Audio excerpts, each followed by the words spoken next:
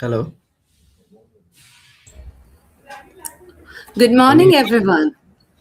Yes, sir, you're audible. Good morning, everyone, and welcome to day 3 of HackSpace. Yesterday was an incredible kickoff packed with powerful mentor sessions, hands on Discord activities, and amazing participation from all of you. From deep dives into blockchain and Gen AI to the energy in the chat, day 2 truly set the tone for an exciting journey. And today we take it even further. For those who have joined us new, let me introduce myself. I am Shrishti Srivastava, the host for today's event, and I welcome you all to Hackspace. Get ready for new learnings, fresh challenges, and another day of building. Let's make day 3 even more impactful. Before diving into, I would like to share a short glimpse of Hackspace. Hackspace is a next gen online innovation arena where coders, designers, builders, and tech enthusiasts come together to learn, experiment, and create. Whether you are exploring blockchain, diving into generative AI, or simply leveling up your skills, Hackspace gives you the perfect mix of learning, building, and community energy. Now it's time to bring the spotlight to someone very special, our mentor for the very first session.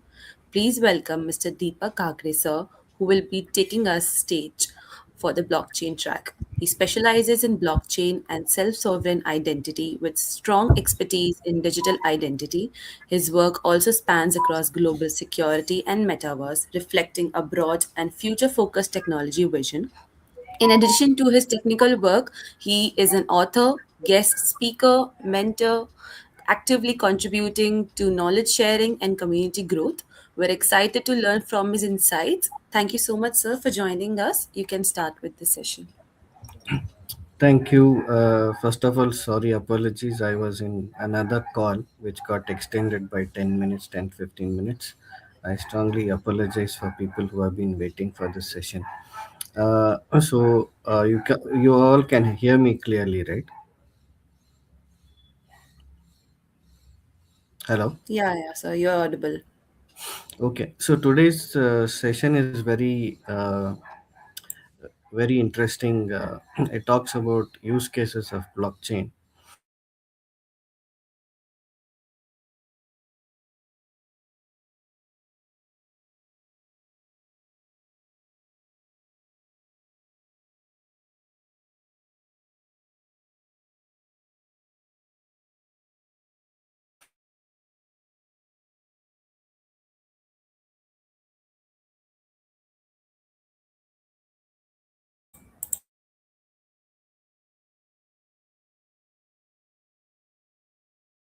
And hello, hello. Hello? Yeah, yeah, sir, you're audible Yeah. now. Yeah. So can somebody volunteer and just speak about how many use cases they are aware of blockchain? I just want two, three people to come up and then list out what are the use cases they think are in blockchain. So actually we have people joined us through live chat so that they can't talk with us, but Okay. they can write it in the chat. Maybe I can just open up for just 1 minute, 1 to 2 minutes. We can just see what are the use Actually, cases they sir, list. we are live from YouTube so that they don't have any access for that. Okay, then let me share my screen. Okay, let me start the Okay. presentation itself. If you like have any questions, they can answer you through the chat, and even Okay. ask the doubts through the chat. So you can just read out from there. And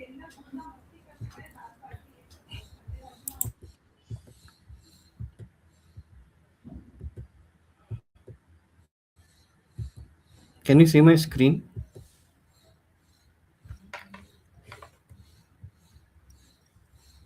yes, sir, it's Yeah. visible.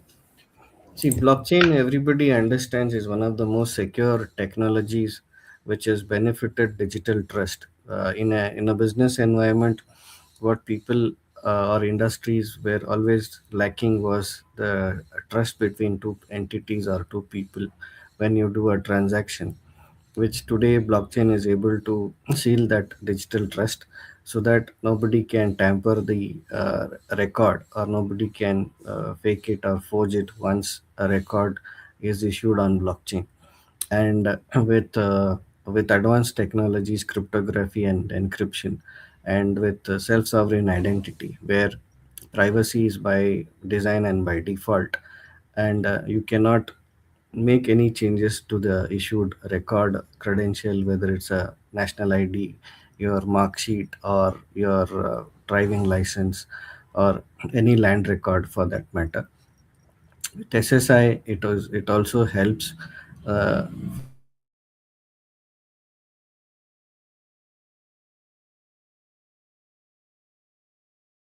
holding the data control. The data is in your control. It is not in the centralized authority like your college or university or government. They don't hold your personal data.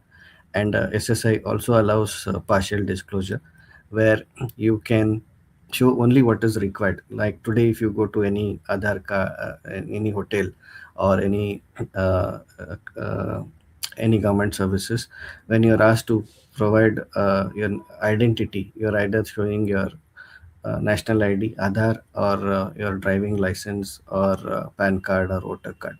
So you're giving all the information which is not required for them to verify. So with SSI, it gives you the control that you will only show what is required.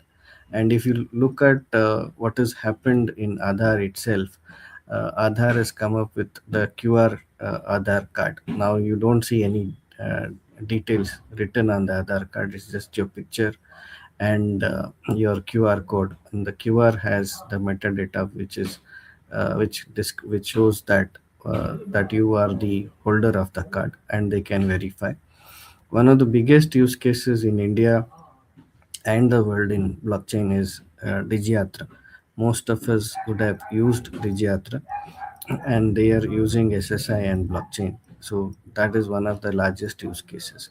So let's deep dive into some of the use cases, where I'll run through how big is the landscape of blockchain use cases, why you should look at blockchain, and why you should also aspire to become a blockchain developer or an architect.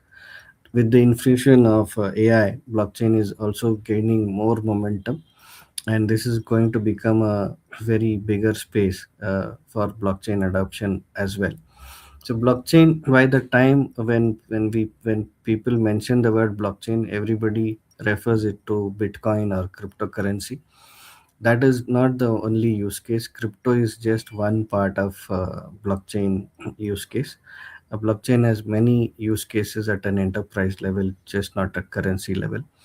I am not a fan of crypto because it has its own challenges, and the volatility has a lot of uh, uh, it creates a lot of inconsistency, instability in the economy. So it has its own journey to sustain, and adoption will take time with the crypto side. So let me start with that. But given that in the financial services and currency or monetary policy, blockchain has become one of the most use cases, because it's all started with Bitcoin, because it gave the lot of features where it is immutable, it can be fractionalized. So all these features became very popular, and that's why Bitcoin also became very popular in the trading ecosystem. But then it had its own sides, because people also misused it for some of the drug trafficking and illegal trading also. So if you look at one of the first services use cases is market validated is cryptocurrencies, where we have seen Bitcoin, Ethereum as digital assets, cross-border remittances and settlements, because if you have the cryptos which is acceptable between two countries, or a central digital currency which we are currently working on, so it is easy for us to do the remittances and settlements, because then you don't need a foreign currency as an interim trade currency. Today, if you look at US dollar, why US dollar is or British pound is very popular, because these are the two largest currencies which are used in cross-border remittances. They are not doing anything; they are just playing the role of an intermediate currency, and for every intermediary transaction, they are earning those percentage, the brokerage percentages, just because saying that they're the most trusted currency in the world.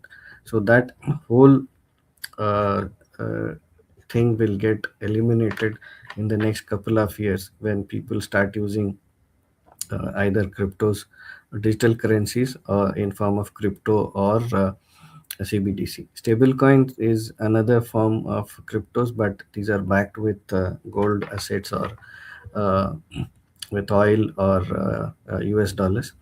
On-chain payments and merchant acceptance, this becomes faster. Crypto exchanges, which generally give you the tokens or cryptocurrencies, they run their own exchange of trading and exchanging, and where you can mine more currencies, cryptos from those exchanges, and then you can use it for trading purposes or investing purposes or any transaction.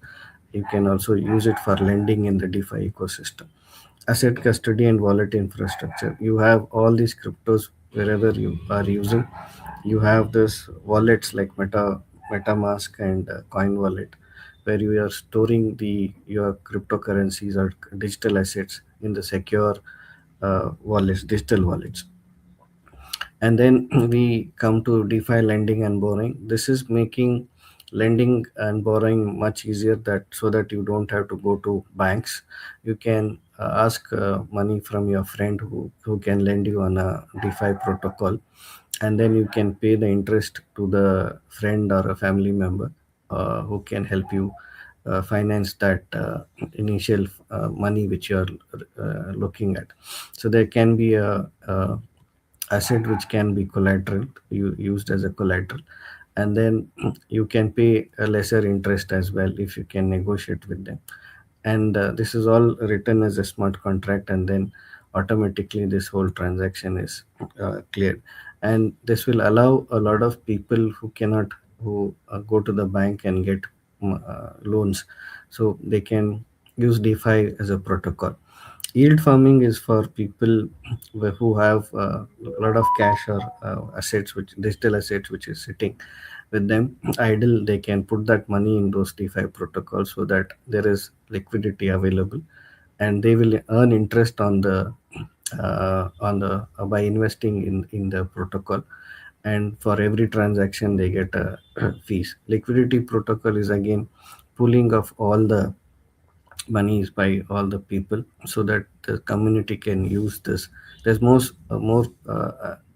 digital asset available for trading and transactions. Tokenized securities, basically you can now tokenize any security or an asset, and then it can be divided into fractions. And then, like a share today, share, you have to buy. If you're trading any share on online, you have to buy a full share today. If you do the same tokenization of shares, you can buy the same share in fractions. For example, one of the costliest share, which in India at least I think, is MRF, if I am correct. MRF probably must be trading around some thousands of rupees, 25 or 30,000 rupees. So not everybody can uh, invest in one share of MRF. Then, if it is fractionalized, if you have 300 rupees, you can invest a portion of that share is allocated to you.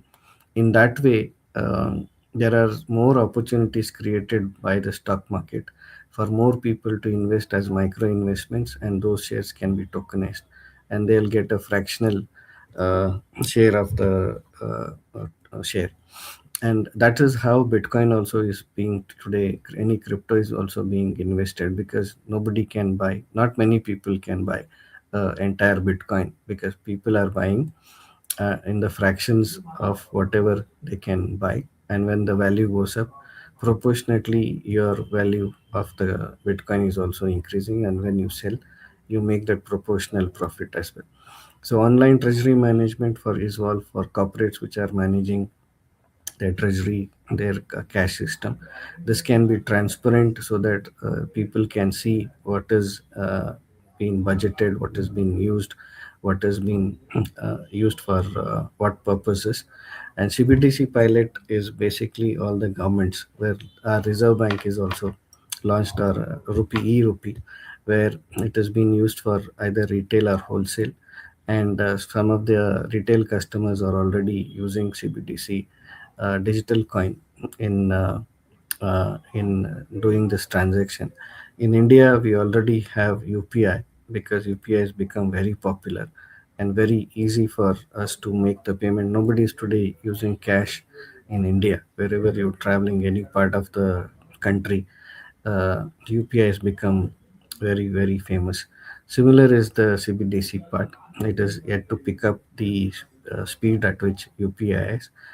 So it is similar to UPI, but it is a digital currency instead of a printed physical rupee. It is a digital rupee, secure programmable rupee, which you call. It's a programmable currency which has been issued by RBI for business trading and for retail consumption.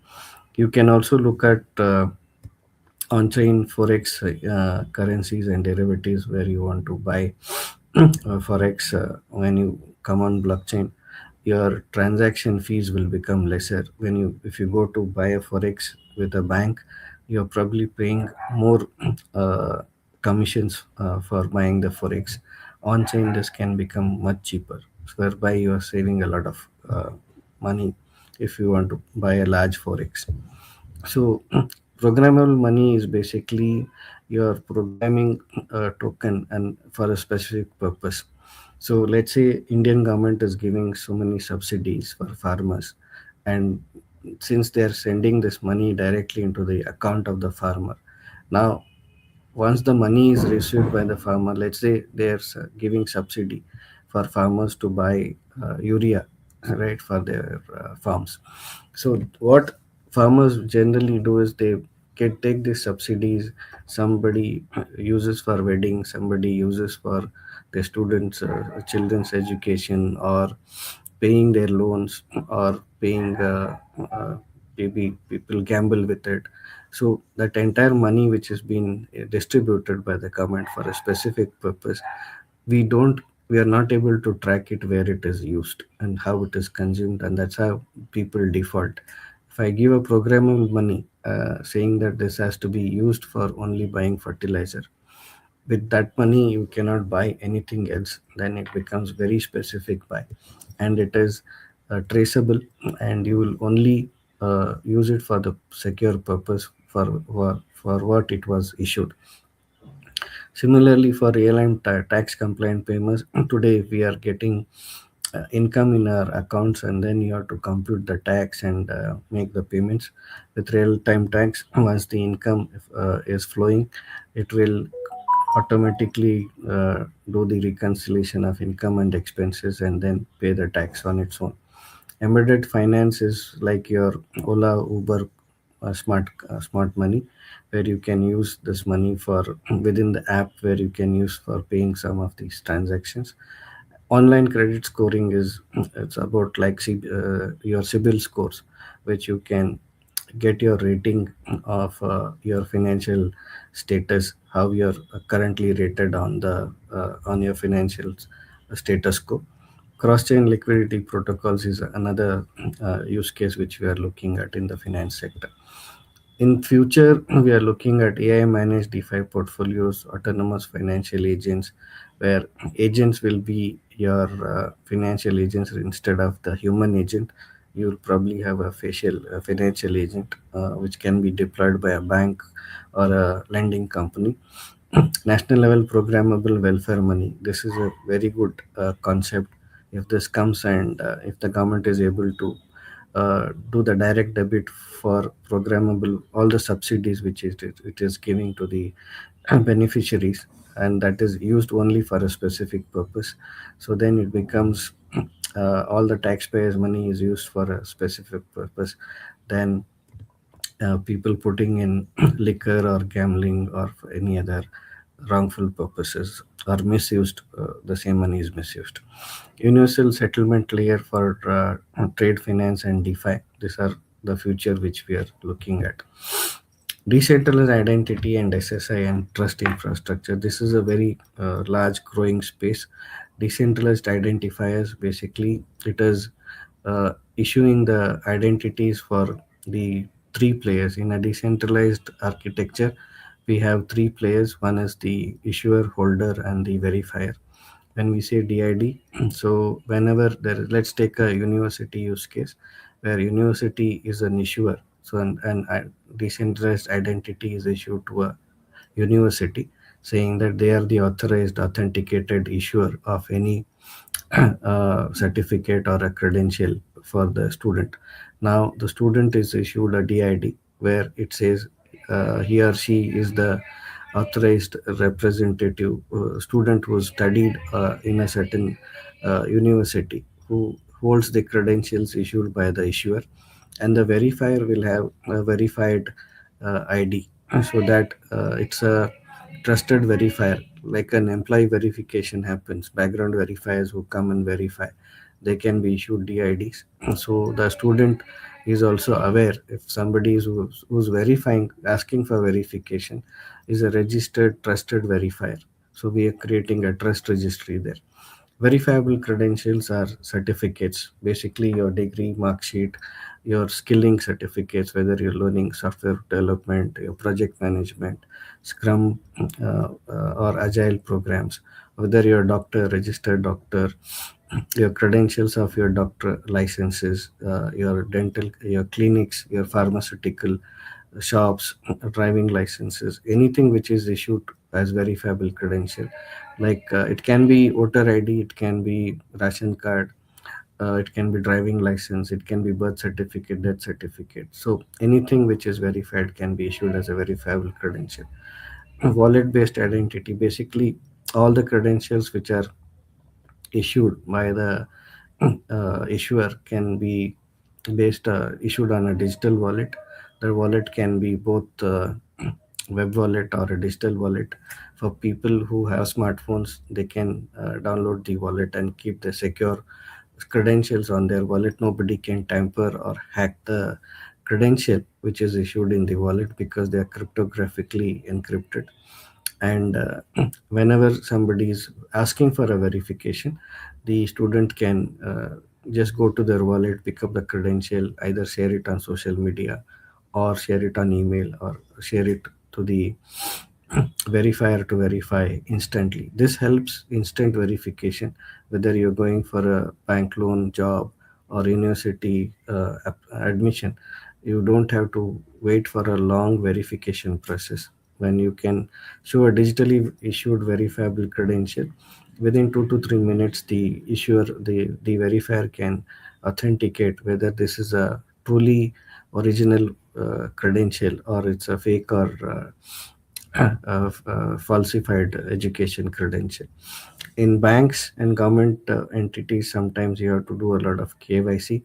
Doing KYC every time is a cost for the bank or a financial institute. Instead of that, once I've done a KYC in a bank, let's say I've opened a bank account, and then then I go for a car loan or a housing loan. The same KYC can be picked up by the other lending department and verify my credential. In that way, they can save a lot of operational cost. So even passwordless authentication, where I can issue an identity where as a QR, so you don't have to remember your password. Your QR becomes your password, and then you can enter into any secure systems, so that the risk of hacking because of weak passwords, this can be completely eliminated. You can stay away from the cyber hackers. National identities are one of the growing use cases where India is working on a lot of DPI cases. Like the government of India is helping many other developing countries where they can use similar to the Aadhaar stack. They can also issue national IDs to their citizens. Just not that, India has developed a lot of DPIs like FASTag. Your DigiYatra is one of the largest DPI. Then you have your ONDC platform. You have DigiLocker, where all the documents are secured, uh, issued, and then you have uh, your PAN card, voter card. All these are digital assets which the government can issue on a secure DigiLocker.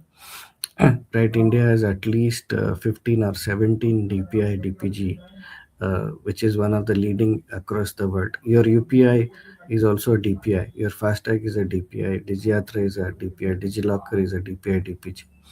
So likewise, India is taking this infrastructure to other developing countries so that they can also build stacks around this, and then these countries will be able to send money to directly to their citizens. Because of the national ID, the citizen can open a bank account. Some of the countries do not have basic infrastructure. Because of that, many of the citizens do not have identity. Because they don't have an identity, they don't get access to food, shelter, and quality education and healthcare, because they cannot simply open a bank account because there is no identity. So this is where World Bank and governments are helping these countries to ensure that they issue identity for all their citizens. Once the identity is issued, they have a bank account, and once they have a bank account, the government can directly transfer the money. Otherwise, what is happening is all the money which they are securing for the citizens, the middlemen who are creating fake IDs of the citizens, they are able to take major portion of all these funds, and there's a lot of corruption which is happening, misuse of funds are happening. This can be completely eliminated. Cross-border identity, when you are crossing borders across geographies, your identity can be verified easily, because today people are traveling across the countries. There are a lot of refugees who are coming into countries. There are immigrants, tourists, and diplomats who are traveling every day. So this can be they can be identified with identity issuance which is interoperable. KYC and consent management is another use case. Workforce contractor identity, saying that every employer can issue an identity for their workforce or contractors. Healthcare patient ID, you can have your own healthcare identity which you can, which in health insurance company can issue instead, along with the policy, which can be verified in the hospitals or outpatient use cases for immediate payments, or they can be used for cashless payments here. So, emerging use cases are identity and AI agents. And today, instead of human agents, we are seeing a lot of AI agents being deployed. Now, the AI agents are not verifying themselves. They're just, you are getting bank calls today for loans and any of the account opening requests or credit cards. Most of these calls are AI generated calls, right? So they are not verifying, saying they're an AI agent deployed by a bank. So issuing an authorized identity to AI agents is going to become one of the largest use case for the enterprise adoption. Identity based access to D5 protocols, reputation based credentials, then pseudonymous compliance models, identity for IoT devices. Even IoT devices where you are collecting data, they can be issued identity so that you know the data which is coming from these devices are from these devices which are identified, and you know the source of the data which we are collecting. So self-sovereign life identity. This is one of the future of identity ecosystem. AI agents with legal identity, like we spoke in the last slide. Universal human and machine identity layer will become reality. Identity linked carbon and social credits. So whatever carbon credits are issued, they are also issued uh, for a identity, based on an identity. For supply chain, this is another major use case which blockchain will help, because people want to now look at the traceability of the product, especially when you are consuming food, pharma, which can cause serious harm if they have poisoned, or if they have strong chemicals which are not residue free, and pharma can have counterfeit goods which can be sold at the counter by the pharmacy, which can be dangerous at times because they may just replace the spellings, and then they can sell crocin as with a different spelling. Instead of C, they can just put K and sell crocin, right? CROCIN. KROCIN is for people who read it, it is crocin only. You would have seen this in Bisleri water bottles. And if you go to rural areas, Bisleri has different names. It is just misspelled here and there, and then you it all looks like Bisleri, but the original Bisleri has its Bisleri. That's the spelling. So people are trying to just people who cannot read properly. So counterfeit goods are sold, and product traceability is becoming important because people want to see from where the food is originating, whether it's an organic form or it's a inorganic food which is residue free. And if it is textile, for cotton which is used for textile, they want to see from which source field is the cotton, because pure cotton, Egyptian cotton, the Indian cotton, has its own value when it is used in a textile, and they also drive price based on the origin. For example, turmeric has its own features for which are helpful for medicine and cancer treatments. Curcumin is uh, one of the elements in turmeric. The Some of the varieties of turmeric has highest value of curcumin, and they are traded at a higher value than the average turmeric which is grown in other areas. So they drive value. So if you want to really trace that it is coming from the northeastern area, which has the highest value of curcumin, so you need to see from the traceability of the product. So anti-counterfeiting and serialization, this is what we spoke about pharma, right? Even in food delivery, if you look at it, the quick commerce food which is delivered in 10 minutes, it is delivered. No food in the world can be prepared in 10 minutes, and this will lead to a lot of hazards and illness. It will also create ill health amongst the youngsters. Instead of 10-minute or quick commerce food, if people start demanding, I want to see the hygiene of the restaurant, and what ingredients has been used, how well it is cooked. So that is more important than getting the food in 10 minutes.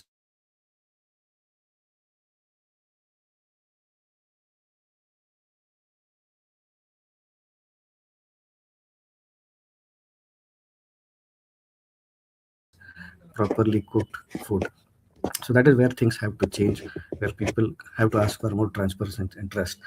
Trade finance documentation is where when you're exporting your goods and materials, there's a lot of documentation which is required. So that goes as a manual process. These can be issued as verifiable credentials, where the authorities can verify in a faster manner, and they can solve the verification process very quickly. The same thing applies for shipping and logistics. Scaling digital product passport is one of the major requirements coming in the export sector, where European countries are now asking for traceability, the origin, the processing of the textile, the batteries, the iron ore, or agriculture produce. They want to see the traceability from where the agriculture produce is grown, or they want to see uh, where the cotton is grown for a textile product. So they want to have complete traceability. ESG is talking about environment sustainability, where they want to see that organizations which are selling the imports or goods, export goods, whether they're using solar energy or renewable energy, or how they are treating wastewater, sustainable practices they are using in their ecosystem, so that their people can trace it, and then they can be drive a price which they expect in the market. So ESG is becoming already becoming a very important sector for students who are looking at careers in carbon accounting or ESG.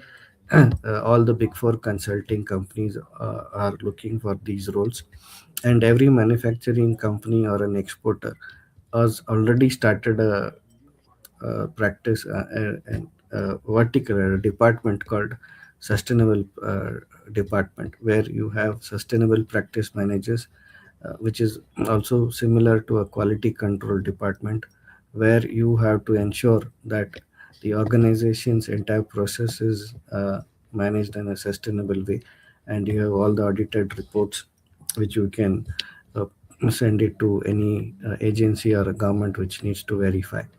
Customs cross-border trade documents, again, they are asking for these documents for verifiability when you're exporting. Smart contracts for vendor payments. If you have already a contract between the vendors to importer and an exporter, so based on the conditions and the timelines, the payments can be done immediately if it is done on a smart contract. Otherwise, people have to wait for raising an invoice, and then they have to wait for 30 days, 45 days, even after the invoice number of days has expired. People try to ensure that they pay the vendors later. So manufacturing vendors have a lot of cash flow issues if this happens. So with smart contracts, what can happen is, if I have given you a product which meets your specification and you've approved it, saying that this product is meeting my specification and I'm accepting it, which means, and in the next 15 days, 30 days, or 45 days, at the max 60 days, you are supposed to make the payment, and automatically those payments happen, and there is no need for follow up for those payments. And tokenized inventory, where you can tokenize each of the inventories. AI driven demand forecasting will happen. Circular economic tracking, basically circular economy in the agriculture use case. If you look at it, from the seeds, from soil testing to seed sowing and then harvesting, then packaging, the logistics, and then how much of water you used, what amount of residues, fertilizers you have used, and then whether it is residue free or not, and then whether it needs cold storage or whether it's got a limited shelf life. So this entire cycle can be documented in a QR, and then the benefits can be passed on to all the stakeholders who are practicing the sustainable, making use of the sustainable practices, who are creating uh, to reduce, who are helping in reducing the reduction of carbon emissions, for which they are getting carbon credits, and carbon credits is helping them earn additional revenue.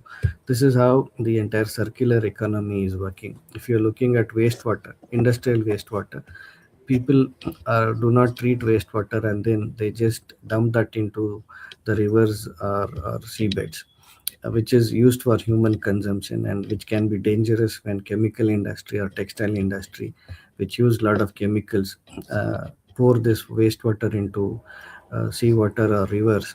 That can be very dangerous for skin infections, or it can have hazardous impact.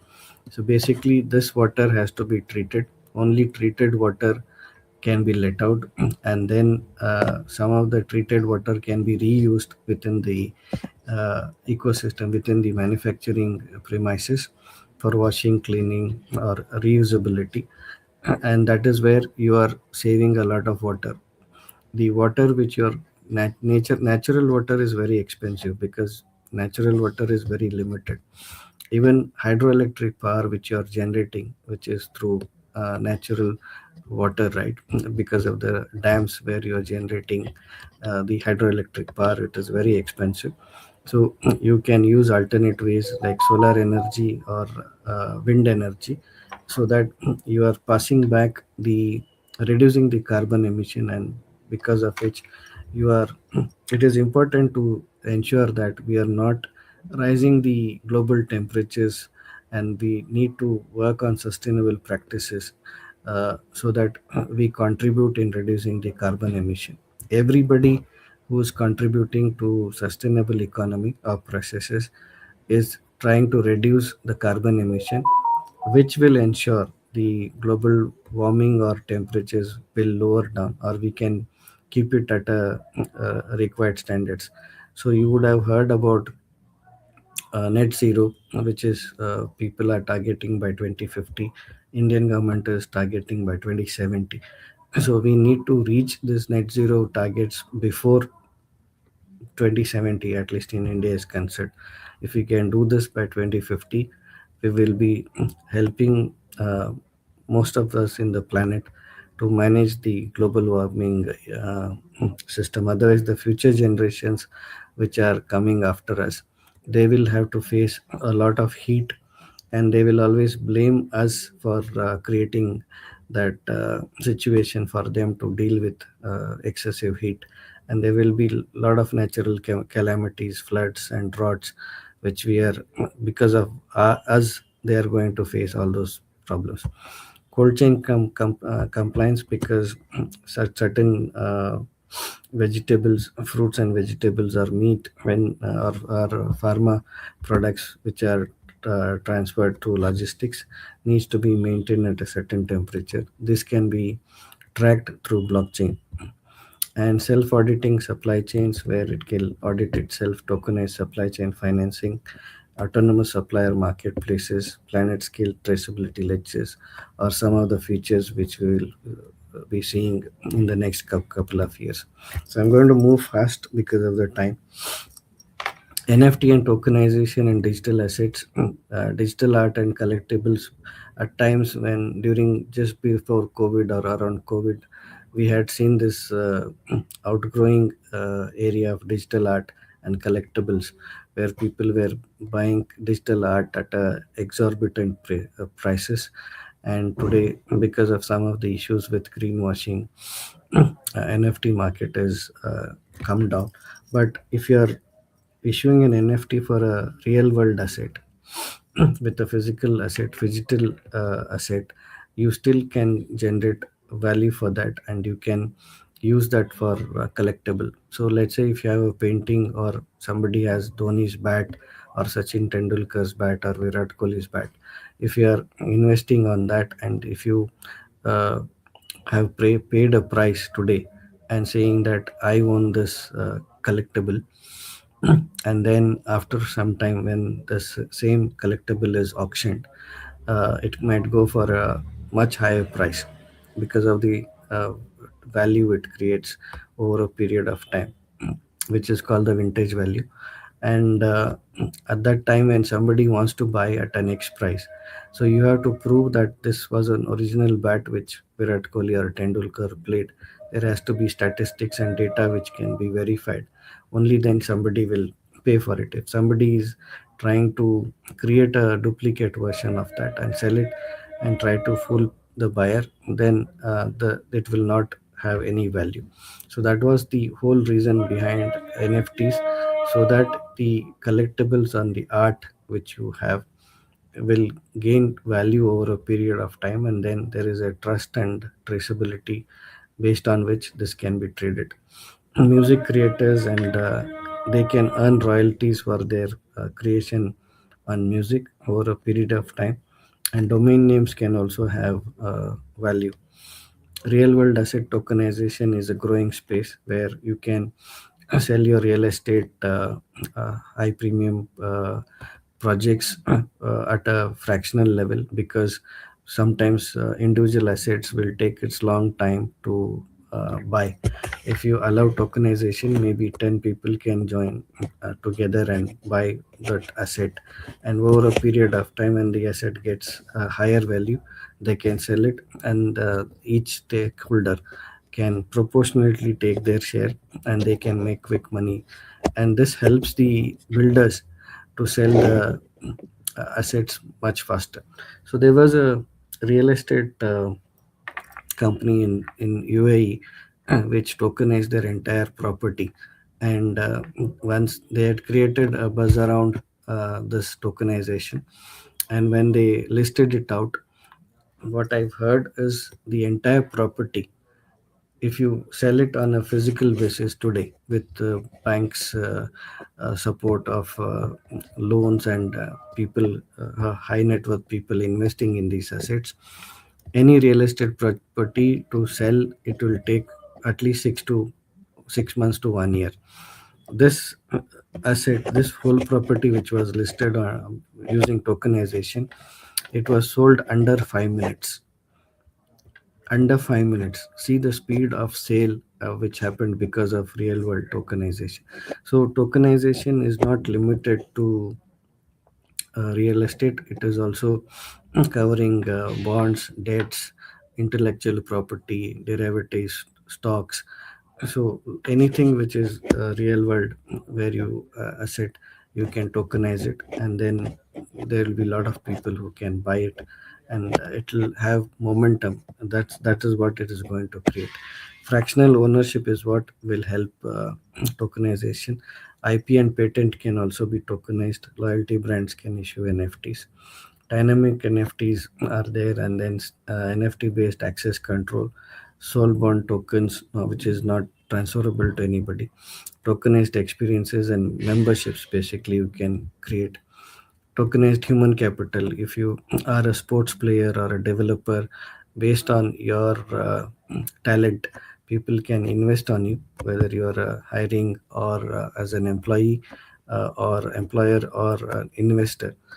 Or if you are today, when we just saw the IPL auctions, it is nothing but investing on human capital.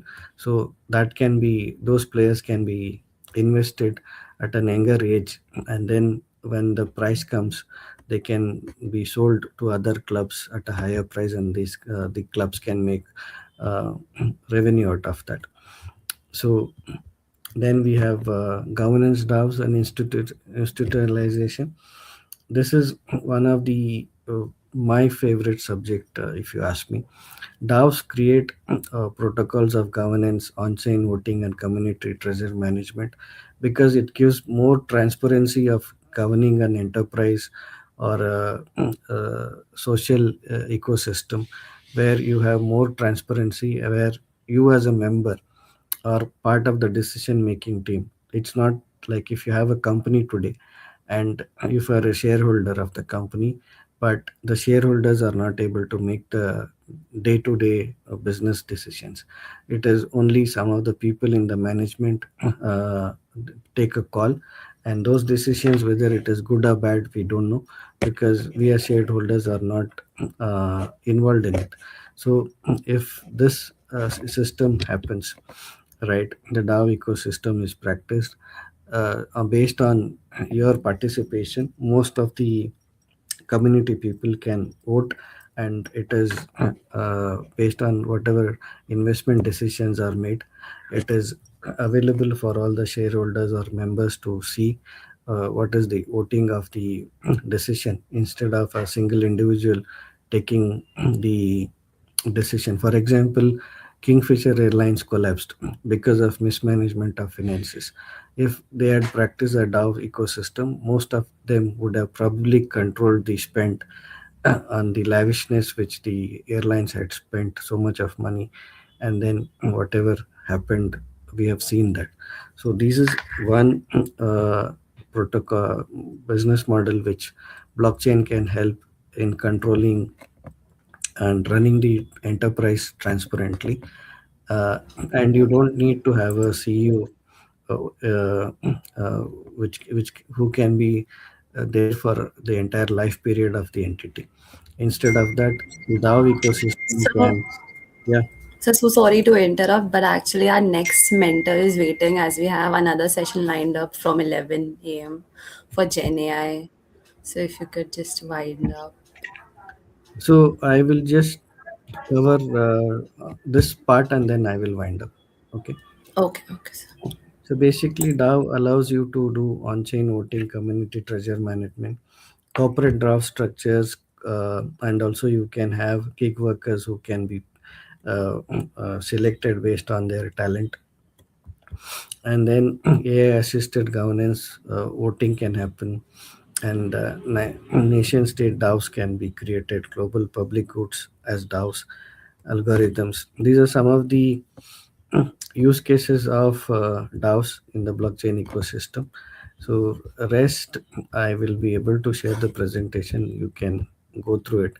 Government DPI is one of the growing ecosystems, like we spoke in the blockchain use cases. Most of it, otherwise, I have covered. Thank you so much.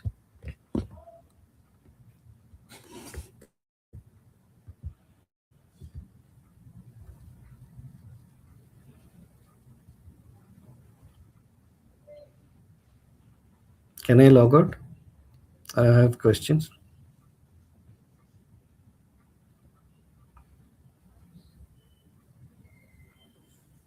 Yeah, sir. Yeah, sir. You're audible. Thank you so much, sir, for the session. Thank you. Okay, guys. Up next in our generative AI track, we have a mentor, Miss Jyoti Nigam. So she'll be joining us.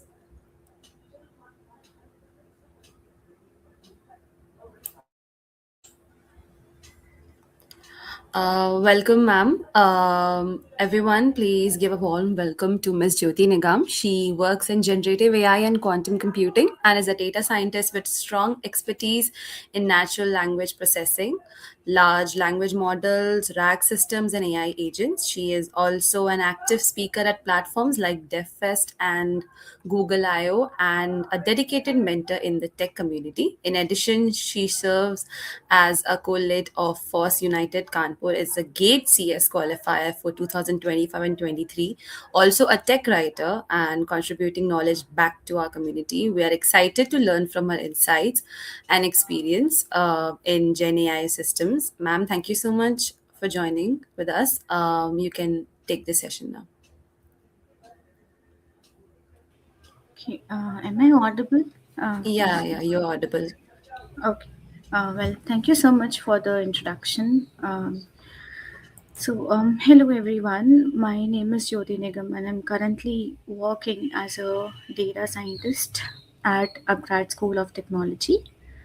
Um, Let me directly start with the presentation. So, the topic that I'll be covering today is diffusion models. Now, it's a very important topic nowadays. You see lot of models that are capable of converting your text prompt into images. So we learn how that actually works, how that happens. Before I even start, I think my introduction is covered good. So just again, I'm working as a data scientist at a grad school of technology, and I am a technical writer as well. I've written multiple articles on platform like Geeks for Geeks. I'm also part of Google AI developers group, and I lead a community. I co-lead a community in Kanpur. It's First United.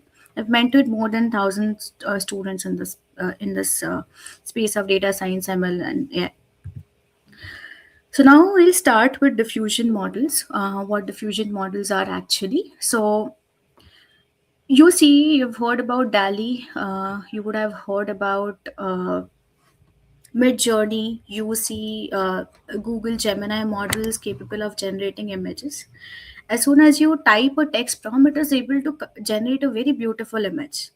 And how does that even happen? Or how are these models capable of generating these images?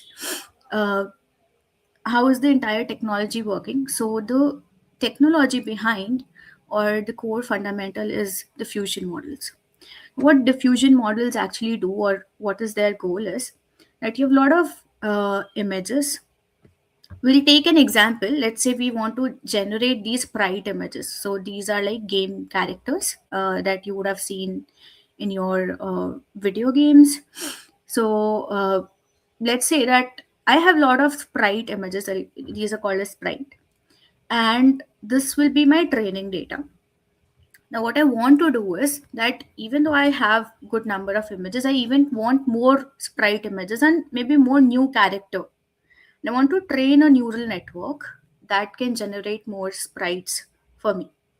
Now this topic diffusion models is an intermediate level of topic. So I expect that you guys have an understanding of what neural network are, how does artificial neural network and CNN models work. Then only it will be able to make more sense to you. Now that we know that our goal is to generate sprites, to generate new characters for our video games. So how will we do that? We want a neural network, and we want that neural network should learn what a sprite is, the properties of sprite. So it should be able to carve out the fine details, the characters. It should be able to generate the outlines and everything. So for example, this is how a sprite looks. Now this entire diffusion model working is inspired by physics. So let's say you have a jug of water and you decide to put an ink drop inside that. So what happens is that ink drop falls into the water and then it slowly diffuses inside that water completely. And it mixes with the water well. That is what is based, or that is what is the foundation of diffusion models as well. So what we try to do in diffusion models is that there are two processes.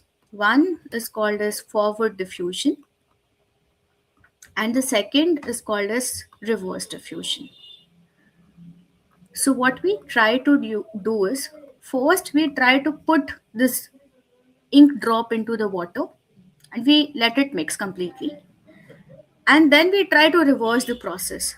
We try to go back in the time and then we reverse it, like it getting mixed in the water until and unless it was just a drop. So just the reverse, like you have a video, you watch it from front to back and then you decide to watch it from back to front. So that is what we try to do. Now this forms the foundation of diffusion model. So the first process or the forward diffusion is we try to add noise. So we already have this training data. And what we try to do is we try to add different kinds of noise level in my training data. And we have finally something like this. So let's say that I've taken a simple character, let's say Bob. Bob is a video game character sprite. We try to add noise and then it looks something like Bob, but I can't completely recognize it. And then we add so much of noise that I don't know whether it is Bob or maybe it is some another sprite character, let's say Fred. I don't know that. Then finally we keep on doing it until and unless we have no idea of this image. Like from this image, it's all complete noise. You can't recognize what was it. So we first try to generate noise and this forms the forward diffusion process. Once we have done that, what I will try to do next is I'll have a neural network. I'll give this noisy data to that neural network and then I'll try to train this neural network to generate a sprite, to generate the Bob again. So what I try to do is, or what how neural networks work is that let's say we have given this image to the neural network, then it will try to generate a sprite. If I give this image to the neural network, it tries to figure out whether this is Bob or Fred. If I give this image to the neural network, it tries to reduce the noise and tries to fine tune this image so that it will land up here. And if this is the image that I've given to the neural network, this is the final image, it tries to keep it as it is because this is the final outcome that we want. So this forms the reverse diffusion process. This is the reverse diffusion process that we follow. There are two parts to the diffusion models. One is forward diffusion process in which we try to add noise. Second part is we feed that noisy image to the neural network and we let that neural network learn how to turn back these noisy images into sprite. We'll cover the architecture in a while. So we give this to the neural network and we train it over few number of epochs, and then it after let's say for n epochs the training is done. Finally it is able to create a sprite, generate a sprite, or it is able to recognize the character. And then Once this training process is completed, we try to give random noise samples. So we randomly add noise to image and we try to give it, and then it is able to generate completely new character that was not even existing based upon how we have trained this network. So once we have trained the network, to the trained neural network, we just give some random noise, and a rule behind that is that whatever noise you are giving should be normally distributed. So it should follow normal distribution. And then that neural network is already trained to remove the noise. And finally, it generates a new character, let's say Fred or anything, just a new character. It was trained on Bob, but it generated Fred. So this is the entire process of diffusion. We'll understand how this noise sampling is done, or how do we add noise. So what happens is that there is a sampling process that takes place. So we have a noise sample that we feed to the neural network, and this neural network, what it tries to do is it tries to predict what noise, what amount of noise has been added to this sample. So there was this image of Bob, and we added some noise there, and then we have this image. What neural networks tries to do is it tries to predict what noise was added. Now, obviously, when it does it for the first time, it is not that good. The result is not that good, and it is not able to predict that accurately. Now, once it predicts this noise, we subtract this predicted noise with the noise sample. And once I remove the noise, whatever has been predicted by the neural network, I'm able to get the character, the sprite, the actual sprite. Now, for the first epoch, the predicted noise by neural network is not good because it is not trained. So, what we try to do is we try to repeat this process for n iterations. Let's say I repeat the same process for 500 iterations. So, the very first time it will not be able to predict the noise well. Then for the next iteration, we again give this image. We again try to predict the amount of noise, and this process goes on repeating until and unless our network is trained enough. Then finally, let's say after 500 iterations, I'm able to get this image. I mean, once I subtract the predicted noise from the actual image, I'm able to get this actual sprite. That is when we say that our neural network is trained completely. We are able to get a high quality sprite. This is the algorithm behind. There's a lot of mathematic formulations, but I've tried to keep it simple. If in case you're studying it for the first time, uh, you can first understand the core principles, and then later on, I'll share the link of the research papers in which this entire process is described, so that you're able to go through the mathematics by your own self. So the process, as I stated, we pick a random sample. Randomly, a sample is selected. Then we try to do the process in the reverse manner. I start from the time stamp t, and I go from t to t minus 1 to t minus 2 to t minus 3 till 1. What we are trying to do is, I told you that there's a jug of water and there's already ink diffused. So I'm trying to go watch it in reverse manner. Like the moment before it got diffused to that ink drop actually existing outside. So that is what I'm trying to do.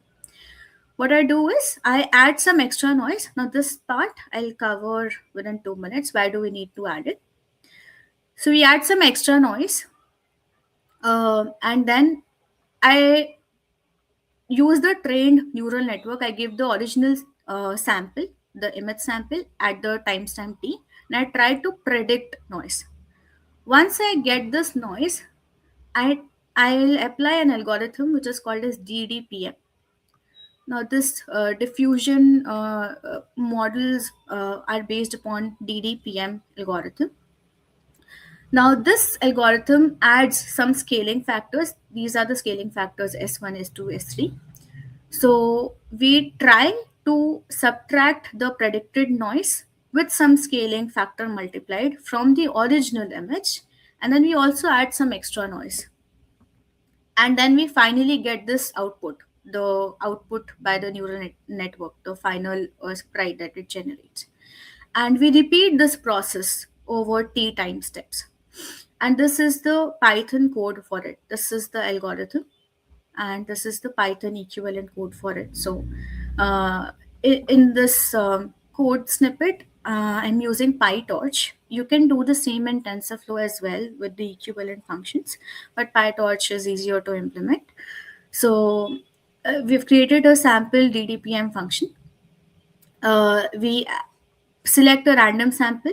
We run a loop for t time steps.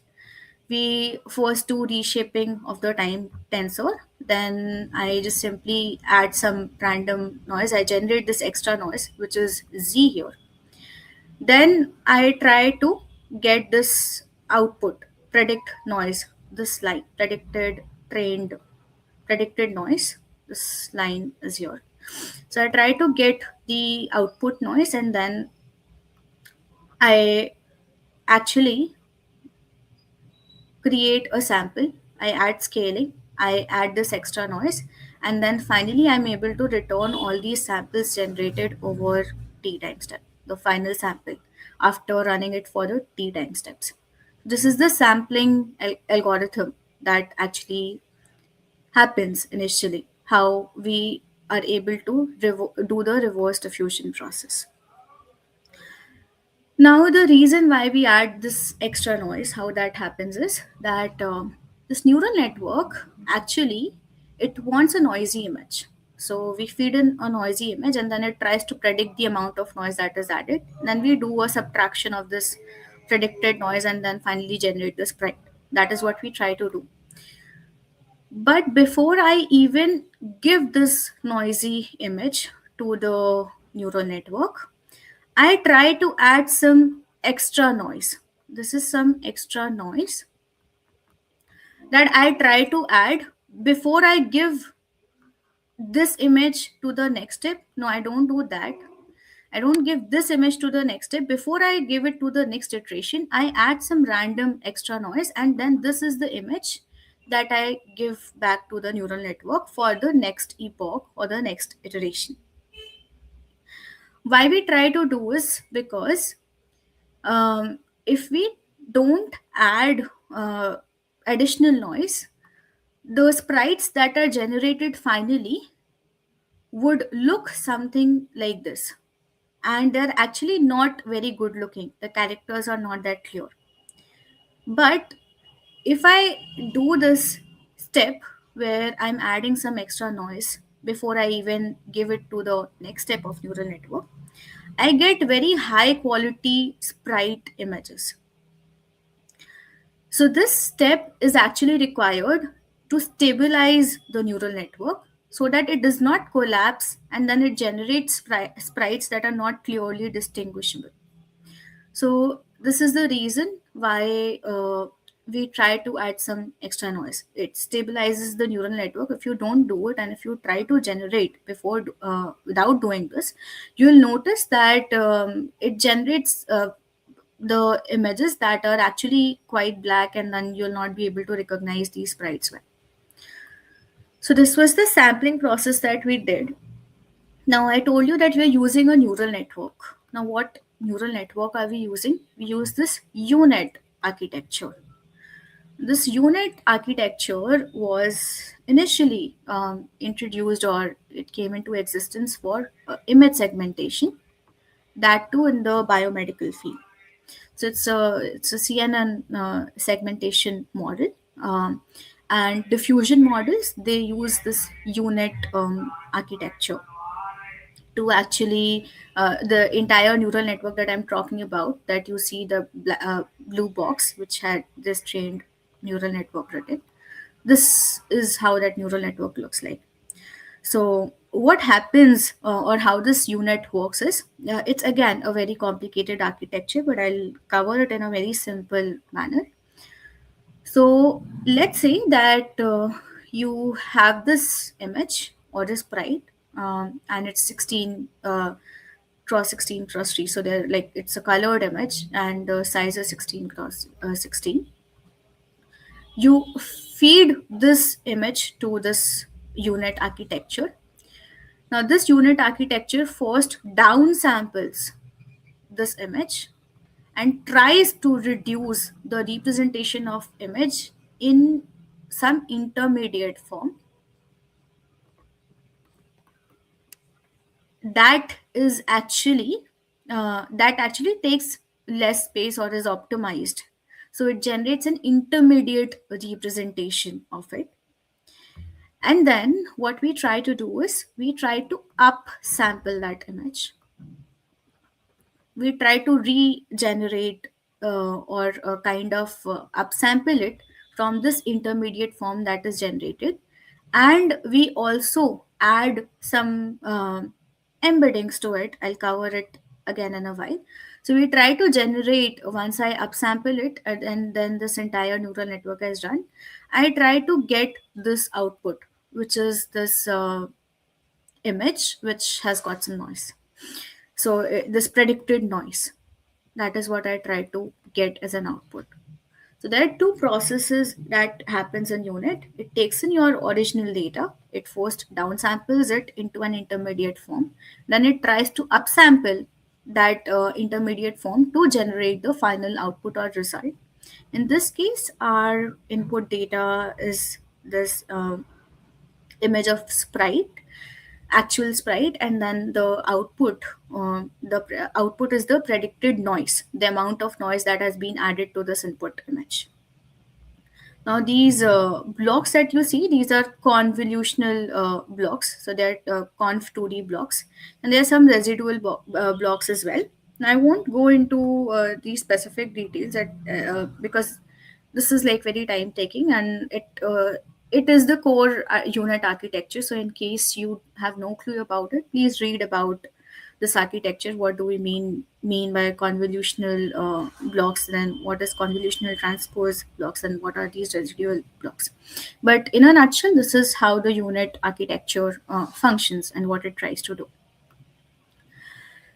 Now, as I said, that we train or the neural network or the architecture behind that neural network model is unit, but we also try to give in more information. Like this network is capable of taking in more information, and how do we pass in extra information? It is in the form of embeddings.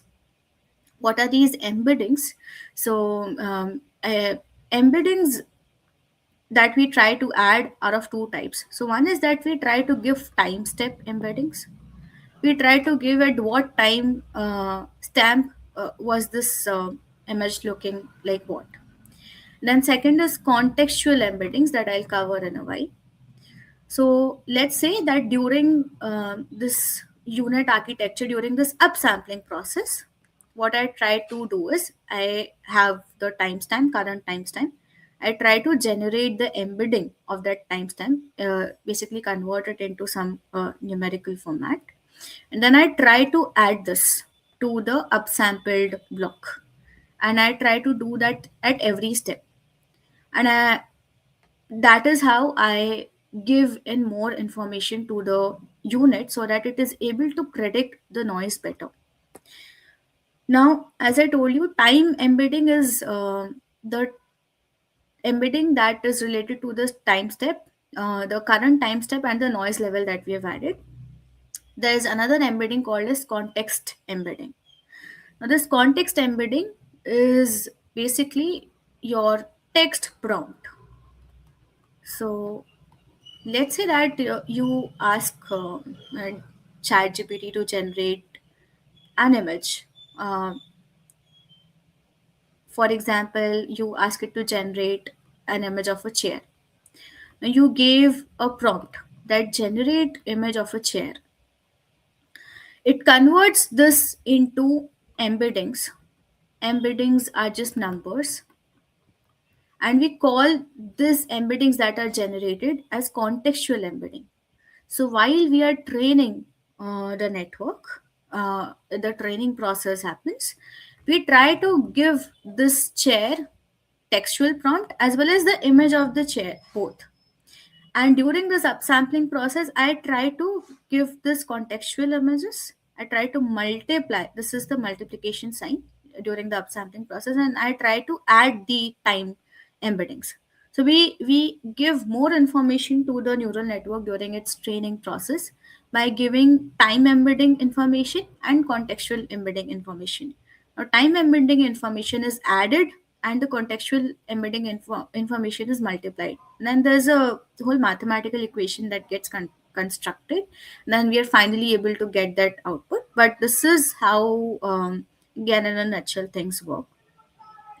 So this is the code that we need to write. So this is we are generating contextual embedding here.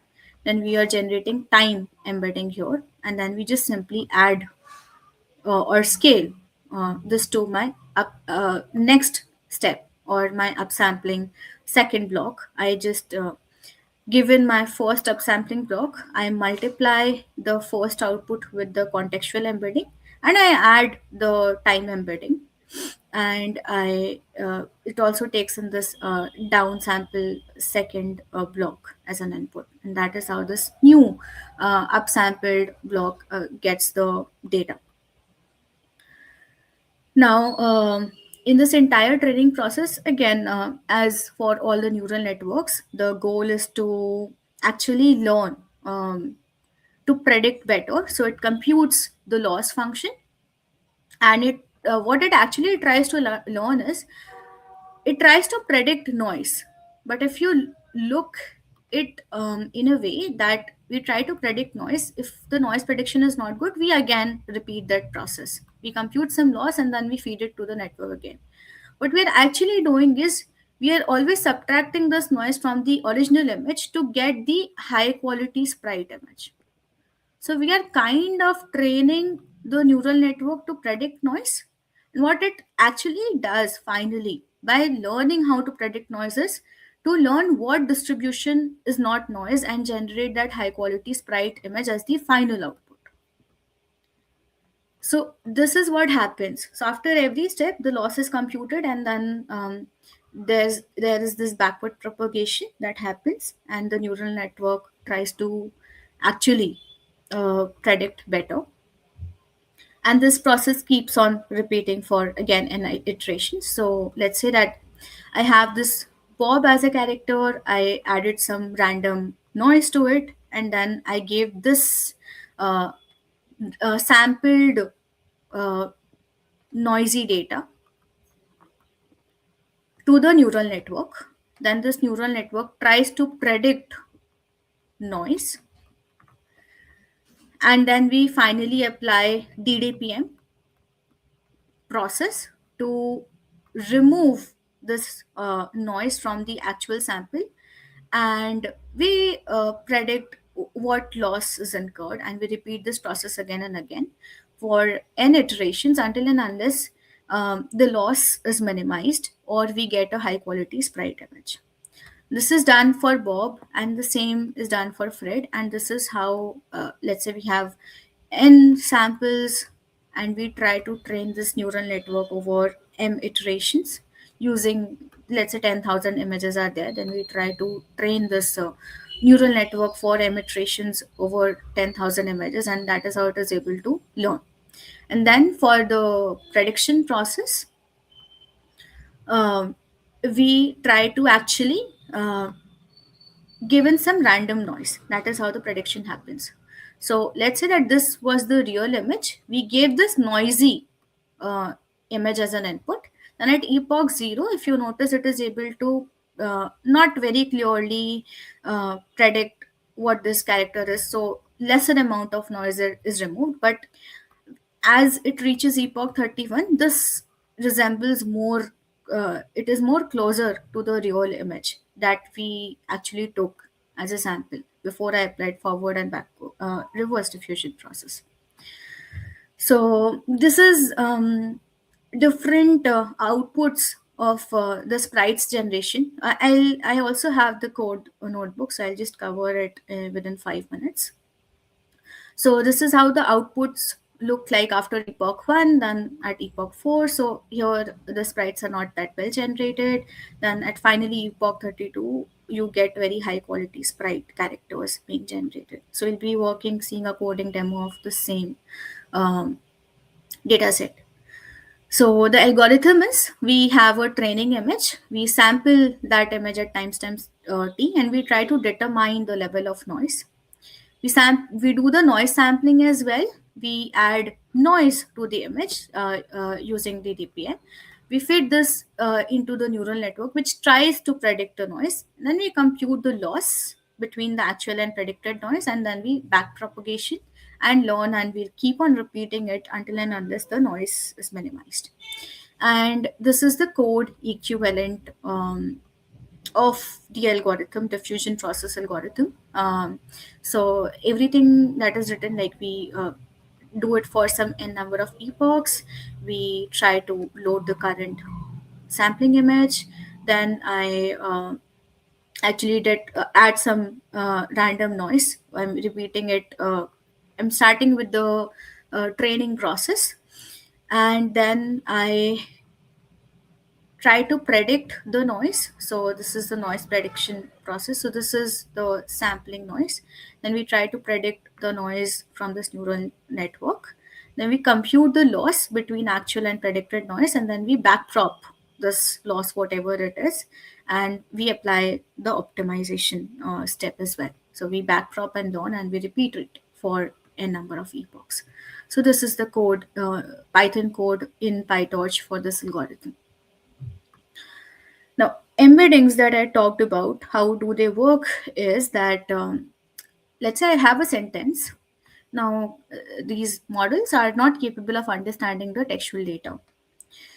So, we convert it into embeddings, and we try to generate numbers. So, the equivalent numerical representation of the textual data is what we try to generate.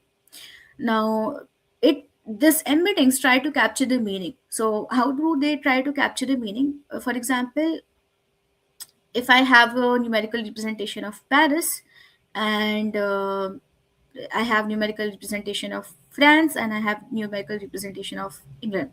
So if I subtract Paris, if I do Paris minus France plus England, it gives me London. So basically, the places that are nearby to each other will have similar vector representations. The things that are not related to each other will have different vector representations. So their vector representations won't be similar in the dimensional space.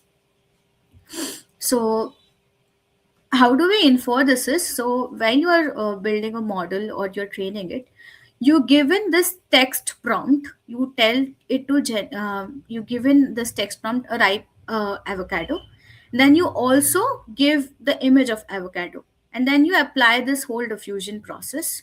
You also feed this contextual embedding to the neural network, and it learns this avocado image. Next, you also have an image of comfy armchair. So you give this comfy armchair prompt. You generate embedding. You give this image as well, and then you apply this diffusion process in this neural network, and you feed an embedding information as well as the data both to the neural network. Now you decided that you need to generate a new image. So you are actually doing prediction, or maybe you have this model that is actually trained, and you try to give a prompt to generate an image of an avocado armchair. Now this avocado armchair is not what we have covered in the training data. We gave separate images of avocado, we gave separate images of chair. But since that model has learned about avocado, it has learned about chairs, and it was capable of applying this diffusion algorithm.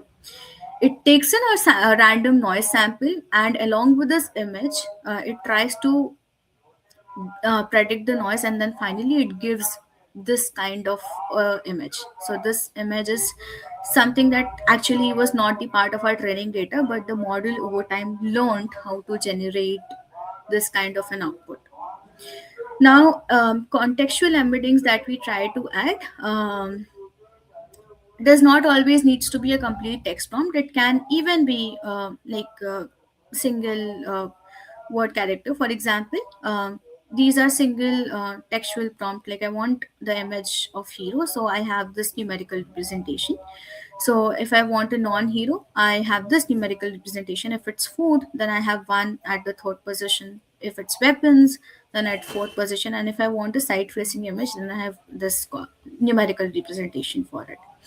So this helps us control the generation of the images that we're generating. Now, this DDPM algorithm it actually stands for denoising diffusion probabilistic model. This is slow process. So what we try to do is there are more sampling algorithms that we can use, and one of them is DDIM that is used heavily nowadays, and it is faster than DDPM, but the results of DDPM are actually better. So DDIM is faster because it tries to skip connections in between. It tries to skip time steps, so it takes lesser number of time step to generate this images. Now, these applications of diffusion model that we have studied till now is that it's used for actually image generation. So this DALI and then Imagine, whatever uh, models that exist that are capable of you given the prompt and it generates an image. They use this diffusion models, or a more advanced form called as stable diffusion. Then you can edit the images, so you given some input image, you just given some textual prompt, and then it generates an edited images. So this again uses diffusion models at its core. Then converting text to videos, so you're capable of generating videos, let's say using meta AI. So this again is one of the application of diffusion models and how these video generation works. You are even capable of giving in the text and then get 3D characters out of it. So there's like dream fusion, an AI tool that you can use. So this also uses diffusion models. Well, these were the references. So these are the research papers that you can read. And deeplearning.ai has got good blogs and information to actually that you can actually read and watch videos on their channels. Now, I have a Kaggle notebook that I would like to give a coding walkthrough of it. Before that, in case you want to connect with me, you can scan this QR code to connect with me on LinkedIn as well. Do we have time, 10-15 minutes to do the coding walkthrough?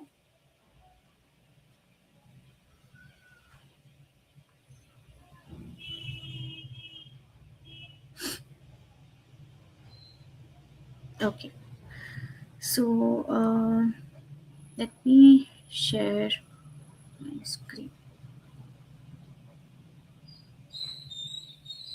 Is my Kaggle notebook visible? And is the font readable?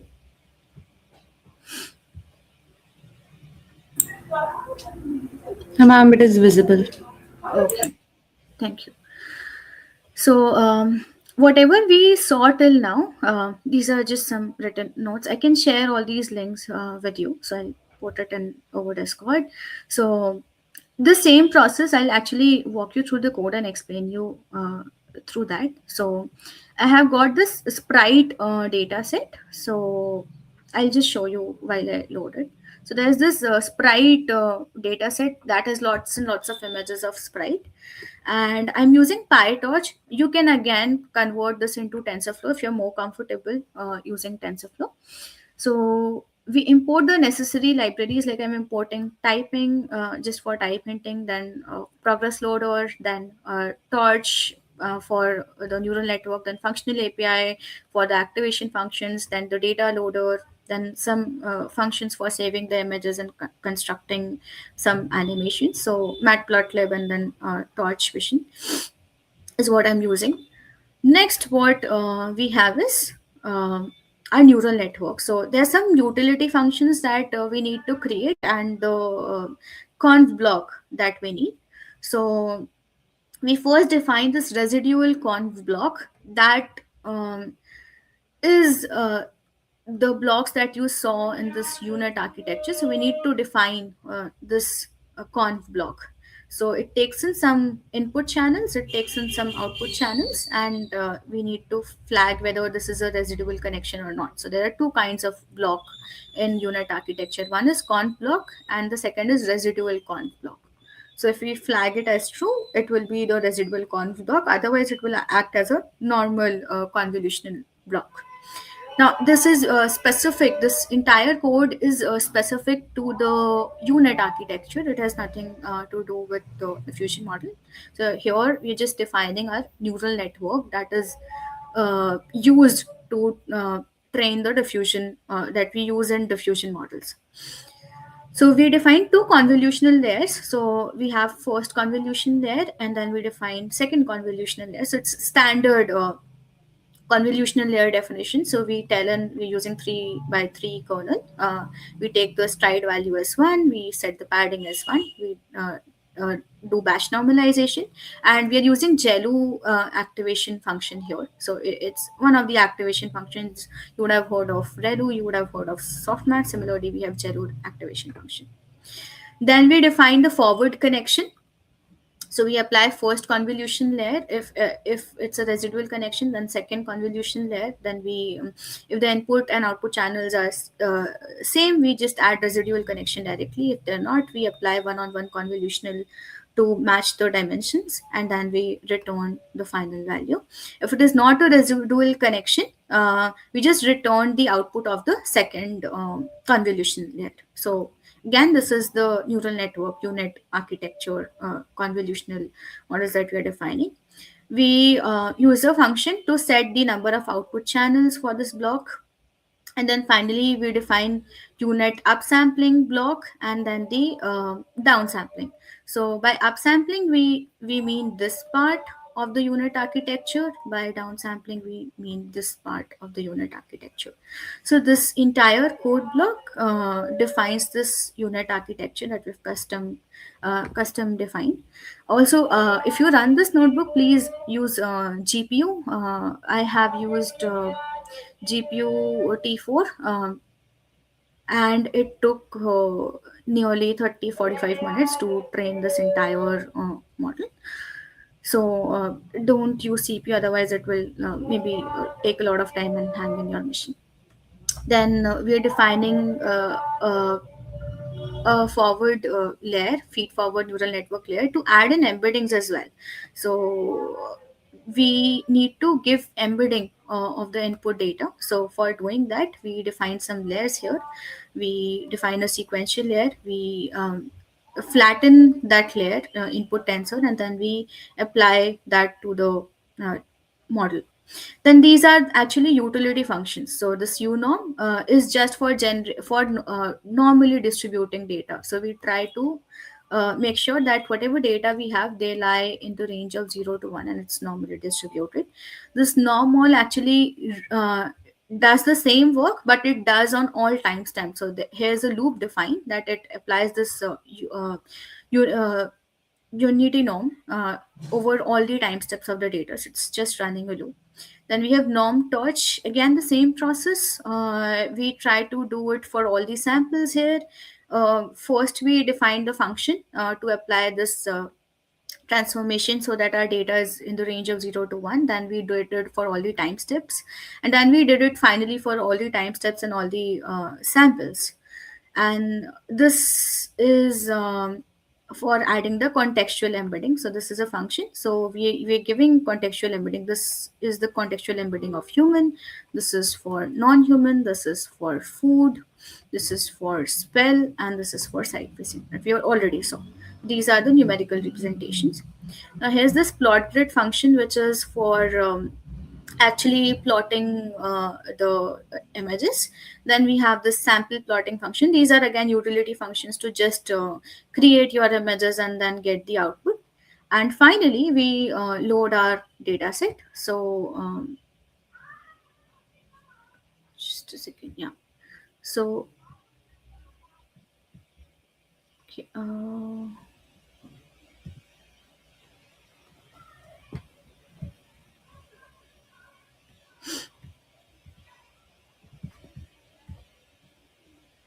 Yeah, so here I have this data set in this input site that I've loaded. Unable to show it to you right now, it's not loading. Anyways, I'll show it here. So what we try to do is we use the data loader. We try to load, we given the file names, it's added below, we given these file names. This is the data set that I've used. So it's pixel art data set. So this data set, we try to load in. We first, given the file names, we try to print the sprite's shape. We try to apply transformation, and then we are finally able to apply some transformation on top of it, and then we get this data. So initially, the pixels would be in range 0 to 255, the standard input data pixels, and we try to do the range transformation from into 0 to 1. This is what we try to do. Then we finally build this contextual unit model, so just the unit model, and we try to add this time embeddings as well as the contextual embedding. So this is the standard unit architecture, and then we are trying to add this time and contextual embedding information. So here we have written the code, upsampling, initialization, then the final convolution layers that we add, and then finally we have this, yeah, block of code for adding the contextual and time embedding. So here we have these in the forward process. We have these context and timestamp embedding outputs, and then we just simply try to add this, multiply it with the contextual embedding and add the time step embedding, the same equation that we saw in the slides as well is what is being applied here. So this is my final output that I return once I do all these transformations. Now there's some hyperparameters, for example, the number of time steps, then beta 1, beta 2 value are the value that your DDPM algorithm takes into account. So these are basically your scaling values by which you scale. Then you specify that we are on GPU, then number of dimensional features, hidden features, then contextual, we took 5, we had there 5 features, then height of the image, we are taking 16 cross 16 image. We are saving the output in the Kaggle working directory. We have defined the batch size to be 100, number of epochs to be 50, and then learning rate to be 10 to power minus 3. Then we simply construct this noise schedule. So we actually specify this DDPM algorithm. So this entire code block is the applying DDPM to your code snippet. So we add this, we do this noise sampling using DDPM. We construct this contextually aware unit neural network model, and then this we load this data set. So this is my input file destination. So these are my files uh, path, and then I try to load it using the data loader, and then I use this ADAM optimizer, and finally I do the model training for 50 epochs. So this is the model training code. So here I am just training this neural network for 50 epochs, and it takes 30 minutes, as I said. So it we'll train it for 50 epochs. This is how the entire training finishes. Then we're able to save the model at the working path. Then I try to add that extra noise. This is the extra noise function. It's a helper function to remove the predicted noise. So we added, what we do is the neural network, it tries to give me the predicted noise.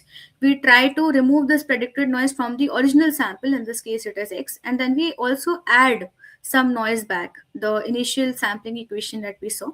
This is what we try to do, and then this is the code for applying this sampling process, the first algorithm that I showed you, the step wise. So this is the same Python code that we've already seen in slides. Then finally, I load this model and I try to visualize this sample. So this code snippet is just for plotting this visualization. So if I run this, how this works is, This was my state at epoch 0. So I just had some random noise samples. And then as I trained the neural network for 50 epochs, finally it generates this kind of sprites, the high quality sprites for me. So this is how diffusion models work, and this is how the entire code is written, and this gives you the final output. This is using the ddpm algorithm. You can do the same using ddim algorithm, and in that case it will take even lesser number of epochs for you to do the training. But the quality of sprites generated by ddpm is much better, or it's more high quality, though it takes more amount of time. So I'm open to questions now in case you guys have got any questions.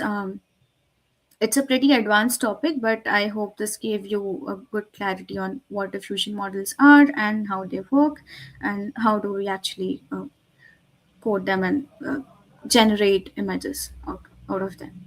How do we train diffusion models?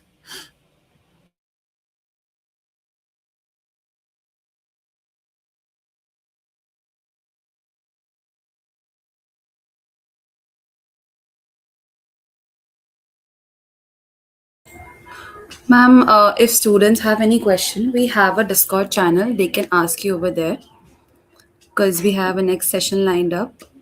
Okay, then that's fine. This was it from my side. Thank you so much, everyone. Thanks a lot. Thank you so much, ma'am, for the session. Thank you so much.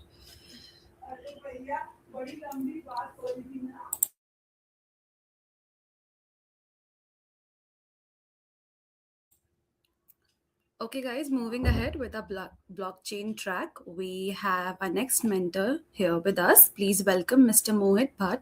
He is a blockchain developer with expertise in blockchain and Ethereum developing. He's a certified Ethereum developer as Ethereum India Fellow, an international speaker, and a C4GT mentor. With 50 plus awards in his name, his journey is truly inspiring for anyone entering the blockchain ecosystem.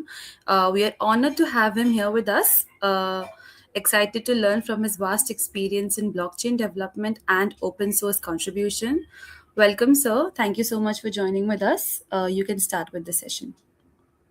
Thank you, Shrishti, for introduction. Hey everyone, I hope I am audible, right? Yes, sir, you're audible. Yeah. Hey everyone, welcome to the session on decoding Web3 APIs and integrations. I am Mohit Bhatt, and I am a blockchain engineer. Uh, have been like uh, an engineer, ex-engineer at Fleek Network, at lead blockchain engineer at Singularity in past. Uh, I'm also an international speaker, project admin and mentor at GSOC for the Score Lab and C2RSI organization, project and mentor at Code for GovTech, SIH alumni and judge. And also, I am a hackathon geek, like a lot of you people have been like participating in a lot of hackathons in past, uh, nationally and internationally, and have won like a lot of awards in Singapore, London, Buenos Aires, Tokyo, and a lot more.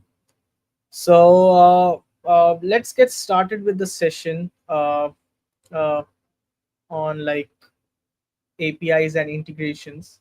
So before diving into like the main theme of this workshop, like which is about how to talk to blockchain, how to integrate the blockchain, I will also talk about what exactly is blockchain, and what is the difference and why we need exactly the Web 2 and Web 3 market, right?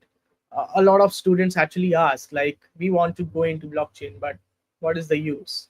Maybe you know, maybe you not, but I will give my perspective of what exactly blockchain is and how it is different from the Web 2. And then we will move to the main theme, which is like uh, the the integrations part, like how to integrate with the blockchain. So like we all talk about blockchain being decentralized, distributed.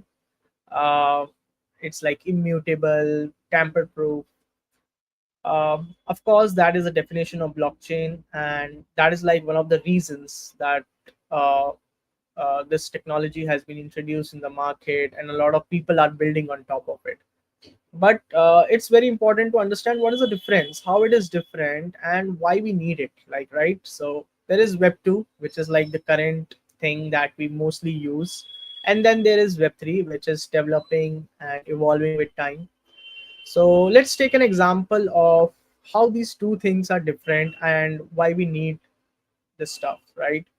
So let's say you have like Google Drive, right? You basically upload a lot of images to Google Drive currently, and you know like how Google Drive works. It's basically a platform and website built by Google. You may think like it's built by some other person as well, and a company. They have deployed this website, the database, all of those things on a server, and the server is of course like the Google Cloud server. You can actually deploy it on AWS Cloud and different kind of servers. Now this is good, but there is one problem. Like if you want to basically, let's say if you have uploaded a lot of videos and images to this thing, first of all, it is controlled by a central entity, right? There is a person who has developed this website. uh, they have the control of the website. They We don't know whether they can see the data or not. That is a different thing. But if they want, they can stop you from accessing data at any given point of time for various reasons. You might say like you can go to courts and you can basically fight with them. But the thing is, if we keep those things aside, like normally they can block you, and we have seen Google doing this a lot of times. Like they have stopped people accessing their Google Drives, some websites, or a lot of platforms, stopping a lot of people from accessing a lot of data. That is the first problem that is with this the current centralized system. And another problem is like we the all the data, the database and everything is basically controlled by a single company, and it is deployed on a server, right? Google Cloud is a server, it's a machine. If anything happens with that machine, the data is gone. Tomorrow, if that company goes down, let's say you are using LinkedIn and Facebook, let's say tomorrow LinkedIn and Facebook goes down, whatever you have posted, whatever the data you have posted is gone with that company, because it's centralized, right? It is till the time the company is there in the market. Once that company goes away, all the data that you have uploaded, whatever the images, the posts that you have done, the legacy that you have built is gone. And that is a problem with the Web2 thing. The data is owned by companies, the data is owned by the platforms. Data is not owned by the people. Now, what Web3 thought here, like what the Web3 engineers, the initial makers of Bitcoin and other people did is they said, like, instead of storing a data on a centralized server, which is of course a computer, a machine, right? AWS and all of those things are a machine, they are a computer. What if we build a client, if we build a software which these computers can run, and once they run on these computers, all of these computers will connect it to each other and will build a server, right? So if I just talk in layman terms, these blockchain people, these uh, software engineers thought like if we build a software which can run on everybody's computer, and once the software runs, these all computers will get connected to each other, and then we call this as like the same thing as the cloud server, right? And that is what blockchain is. It's nothing. It's basically a decentralized database. I always say this. It's a decentralized database. It's the same thing as MongoDB or SQL that you have used. But normally when you use MongoDB and SQL, you basically have it on single server like Google Cloud or AWS or some another website, right? On render. But here the database is basically millions of computers around the world. So you basically store your data on these millions of computers. These millions of computers basically check if the data is correct time to time. They verify the things, they do a lot of things over it. There is like consensus and all of that stuff. I hope you have understood that in the blockchain sessions. So there is consensus mechanism, there is a lot of things happening behind the scenes, but in short, it's just basically a software which you run, which is called as node clients, right? Blockchain clients. You basically run that small piece of software. There is a compiler as well, like with the new blockchains like Ethereum and Solana and other stuff. There is a compiler, a virtual machine as well with this software, through which you can basically deploy smart contracts and can run code as well.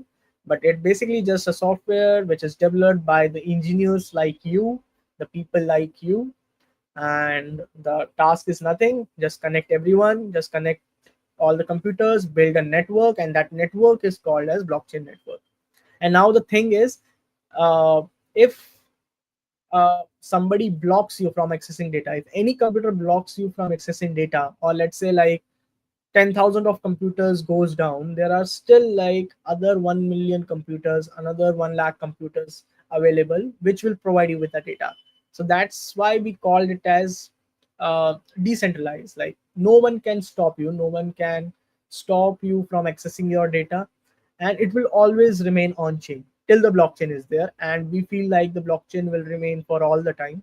So, uh, so till the blockchain is there, that chain is running. It's a public chain. Anyone can run the software. So I think it's for the lifetime. So data will remain on that. You can access your data after 100 years as well, and no one can stop you. It's immutable, transparent, immutable in the sense like if one computer changes the data or modifies anything, there are millions of computers which can basically validate like if the data sent by this computer is correct or not. If not, they will just basically kick that computer out of the network.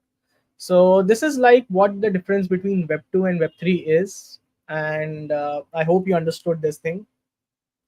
Now from the developers perspective, like the developers who wants to come into the blockchain technology and want to build applications, uh, uh, we have to understand like what we need as a developer to become a blockchain engineer, right? Or to become a smart contract developer, or to get a job in this, or build a project on top of web3.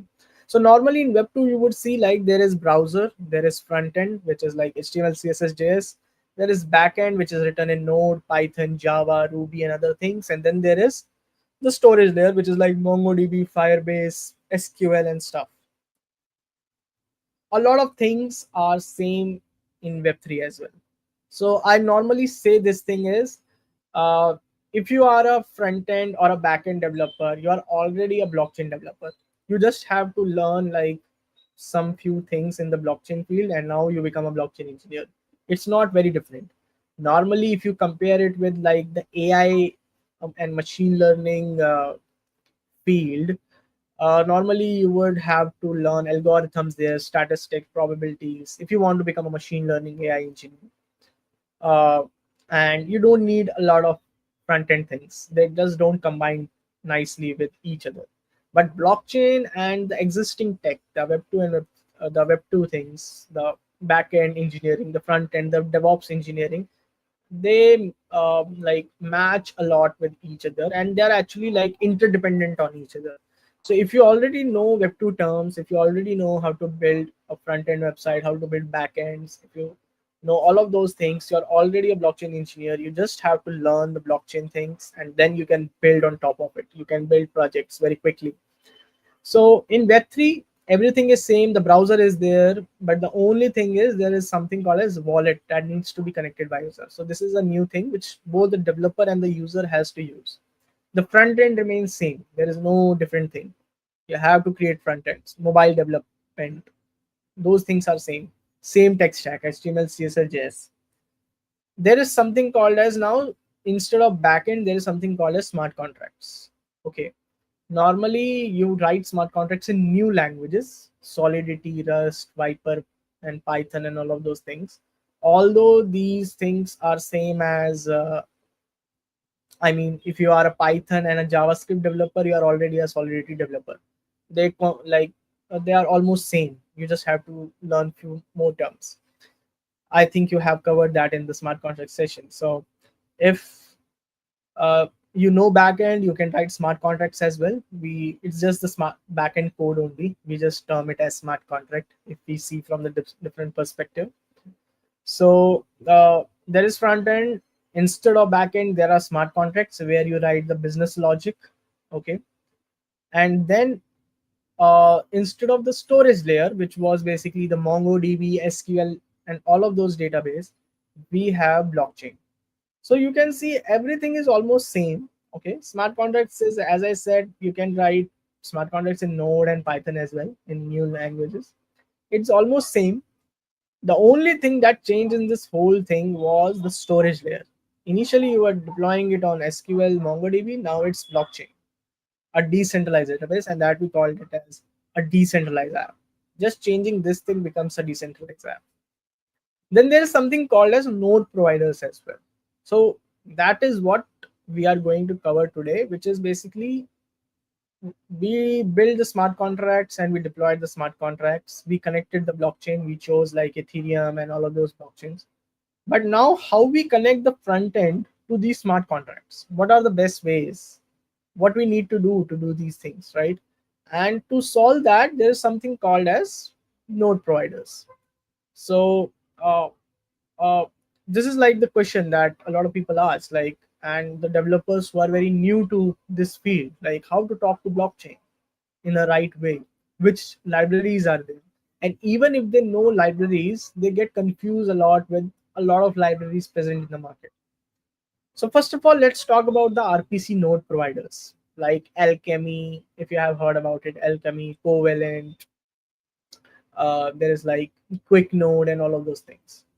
So normally, like, if you have to talk to the blockchain, right, if you have to talk to the blockchain, uh, you would have to install the client software on your machine.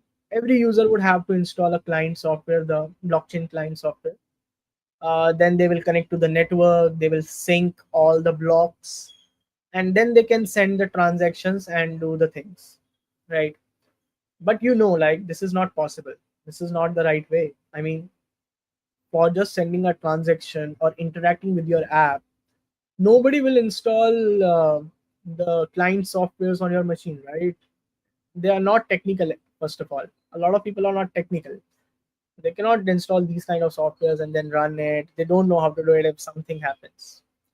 Now what happened here is, uh, some companies came in, some ideas came in, and they said you don't have to run the node, the blockchain client yourself. We will run the blockchain client on your behalf. You pay us and we will provide you with an API through which you will connect to the blockchain. Okay.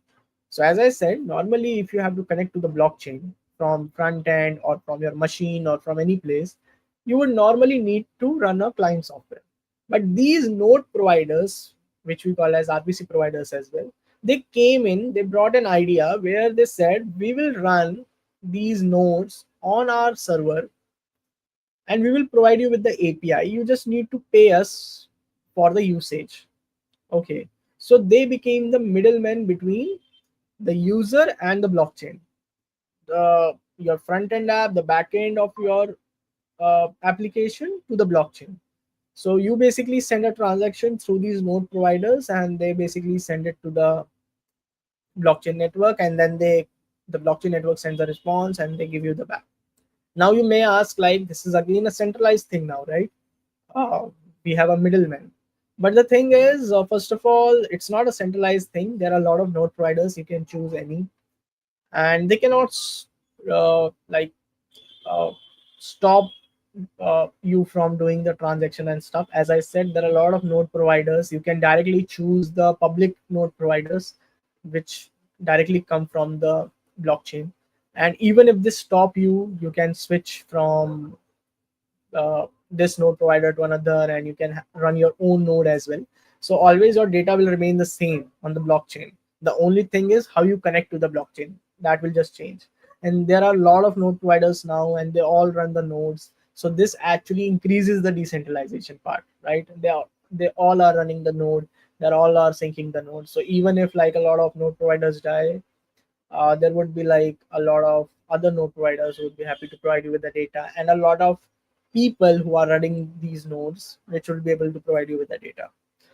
So these node providers are heavily used nowadays by companies. These companies, if you are also a developer, if you are building an application, you don't have to run the node, the client software on yourself. You just have to go on these alchemy and all of those things, get a free API. They initially provide you with free credits, free things to basically do the transactions. And normally, if you have to call an RPC node provider, you would have to do this thing, like you have to do an HTTP call.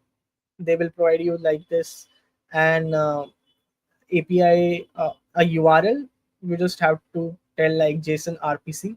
So all of these node providers basically, uh, uh, these call happen over RPC, like remote procedure calls. So there is like HTTP, there is a lot of other things, right? It's the same kind of protocol. If you're coming from the Web2 background, you know like what is RPC. It's a remote procedure call, but in a JSON format. So request and response is in JSON. So you basically provide JSON RPC, then the method like ETH get balance, like what you want to call on the blockchain. So I want to get the balance of this address. So you basically pass the address in the parent. So this is like how you basically structure a request. So if you want to get some data from the contract, so you will get ETH get data, something like that. If you want to get block number, you will do that thing. You will write method as ETH underscore get block number, like that. And the response is something like this. What is the JSON RPC uh, response, the version, then the ID, and the result is like what was the balance of it. It can be in hex or decimal or anything, you just have to pass it. So this is how the RPC node providers normally work. But you can see this is not scalable.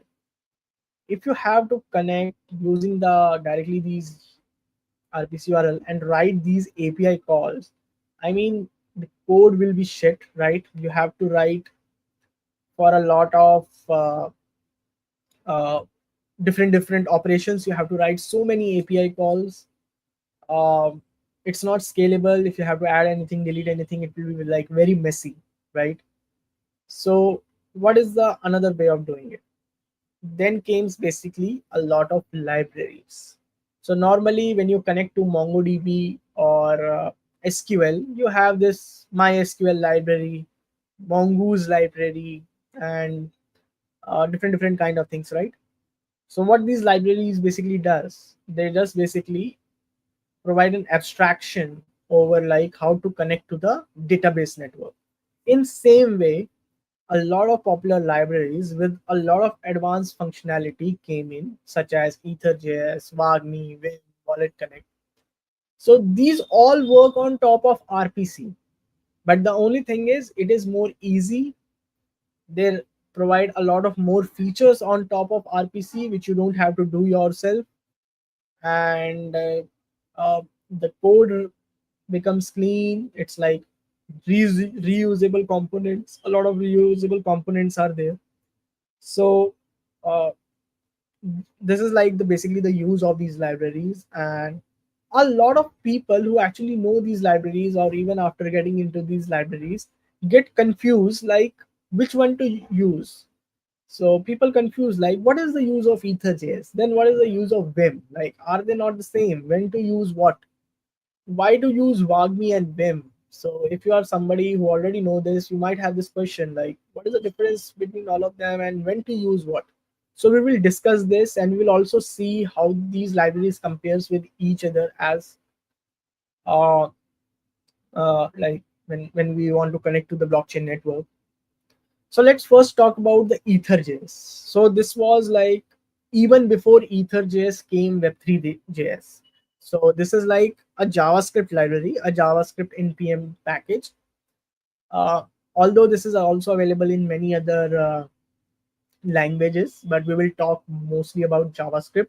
So this is a package in JavaScript, uh, which is very highly used. It's still used very much in the ecosystem projects with a lot of things. Before this, there was something called as Web3.js as well. I started with Web3.js. That was the first library I think that came in the market, and but recently it got depreciated, and it was not maintained further. So now only uh, like a low level library is Ether.js available in the market. So what Ether.js does is it connects to the RPC. So under the hood, it uses an RPC URL. So you still need RPC URL, but you just have to uh, install this library and connect to it. It reads the blockchain state. You can basically do a lot of things: get block number, get data. You can send transactions easily. You don't have to write that API calls. You can talk to smart contracts using the API. So let's see how the code looks like. So this is like what is the setup of it. So you basically do npm install ethers, and if you have to connect to the RPC, you just have to get the RPC URL. So you can see here it is the RPC URL, and then you just create a provider, new ethers.json RPC provider, and you provide the RPC URL. That's it. Once the provider is created, now you can reuse this provider to connect to the blockchain network. So normally, if you have to check the ETH balance, so what you need to do, this is the address. You just do like provider dot get balance. You can see how easy it is. So provider dot get balance, it will return the balance, and it has some functions as well, which can basically convert hex into decimal and format ether, convert like 100,000 into like 0.1. I hope if you have done like anything on blockchain, normally like 1 ETH is equal to 10 raised to power 18, like way, right? So the smallest unit. So you have to convert between way and ETH. So it has like those functions as well, which you can format the ether and convert between different things. So normally, if you compare it with this thing, so this was the RPC node provider. You have to write this shitty lines like JSON RPC method, ETH get balance param. So this is very bad. Here it just like you create a provider, and then after that get balance, provider dot get balance, it will return the balance. If you want to send somebody money, you just get the private key. Okay, you create a wallet. So in ethers you can create new wallets, or you can initialize the existing wallets using private key. So you can actually build your own extension. If you know MetaMask and all of those things, you can create your own MetaMask wallet on top of ethers.js. So you just have to write new ethers.wallet, provide the private key and the provider. Provider is like the RPC provider through which you will get it. The wallet is created, and then you just have to write wallet.send transaction. So to which address, you will just provide the address and the value. That's it. And you just basically have the transaction.hash and transaction wait. So you can see how easy it is, how nice it is. It has like functions like pooling. So normally if you are doing it on a URL or an API call, if it takes a lot of time, let's say, and sometimes the RPC providers are down, the response will fail. So response will not come. But here it has functions which you can wait. So you can do like transaction dot wait. So until and unless transaction is completed, it will keep on polling like the status, whether the transaction is completed or not, whether the transaction is confirmed or not. So you can poll all of those things. So it provides a lot of benefits, a lot of features, which normally RPC provider doesn't do. And normally Ether.js is used on the backend mostly. It can be used in front end as well. Like at both places it can be used. I will talk about what is the difference between the other libraries and when to use it. So if you have to read a smart contract normally from the Ether.js, you provide the ABI. So you all know that when you deploy a contract, it creates an ABI. ABI is like basically a blueprint of your contract, like which functions are available, uh, and what are the data structures available, so that you can connect to it. So you just have to get the ABI, and if you have to initialize a contract, you just basically do like new ethers.contract. You provide the token address, the ABI. ABI is the blueprint. You provide the address on which the contract is deployed and the provider. Once you do it, you just do like contract.balance off. You can just call the function. You can directly call the contract function. You just have to initialize the contract, and once you have initialized the contract, you can call any functions on top of it, whatever the functions are available in the ABI basically. So it basically converts these ABI into callable functions under the hood automatically. You don't have to write all of those things yourself, and then it will give you the token balance. So you can see like how easy it has become in Ether.js to connect to the RPC, get the balance, send a transaction, or initialize a wallet, and to basically read or write to a contract. So this was the Ether.js thing. It is heavily used in a lot of projects currently. I also use Ether.js a lot. Uh, the only problem with Ether.js was like uh, if you just say like what ethers is, basically it's just an abstraction.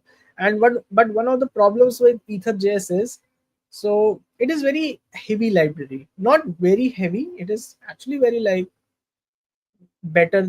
It was actually better than Web3.js, but it still basically loads a lot of things even for like small operations. So when you create like ethers.contract this thing under the hood, it creates all the write and uh, the callable functions. So if you have view functions, if you have the writable functions on the blockchain, on the smart contract, it will basically, when you are initializing this contract, it will initialize all the things. Maybe you just want to call at a given point of time, you just want to get the data from the blockchain, you don't want to write anything to the blockchain.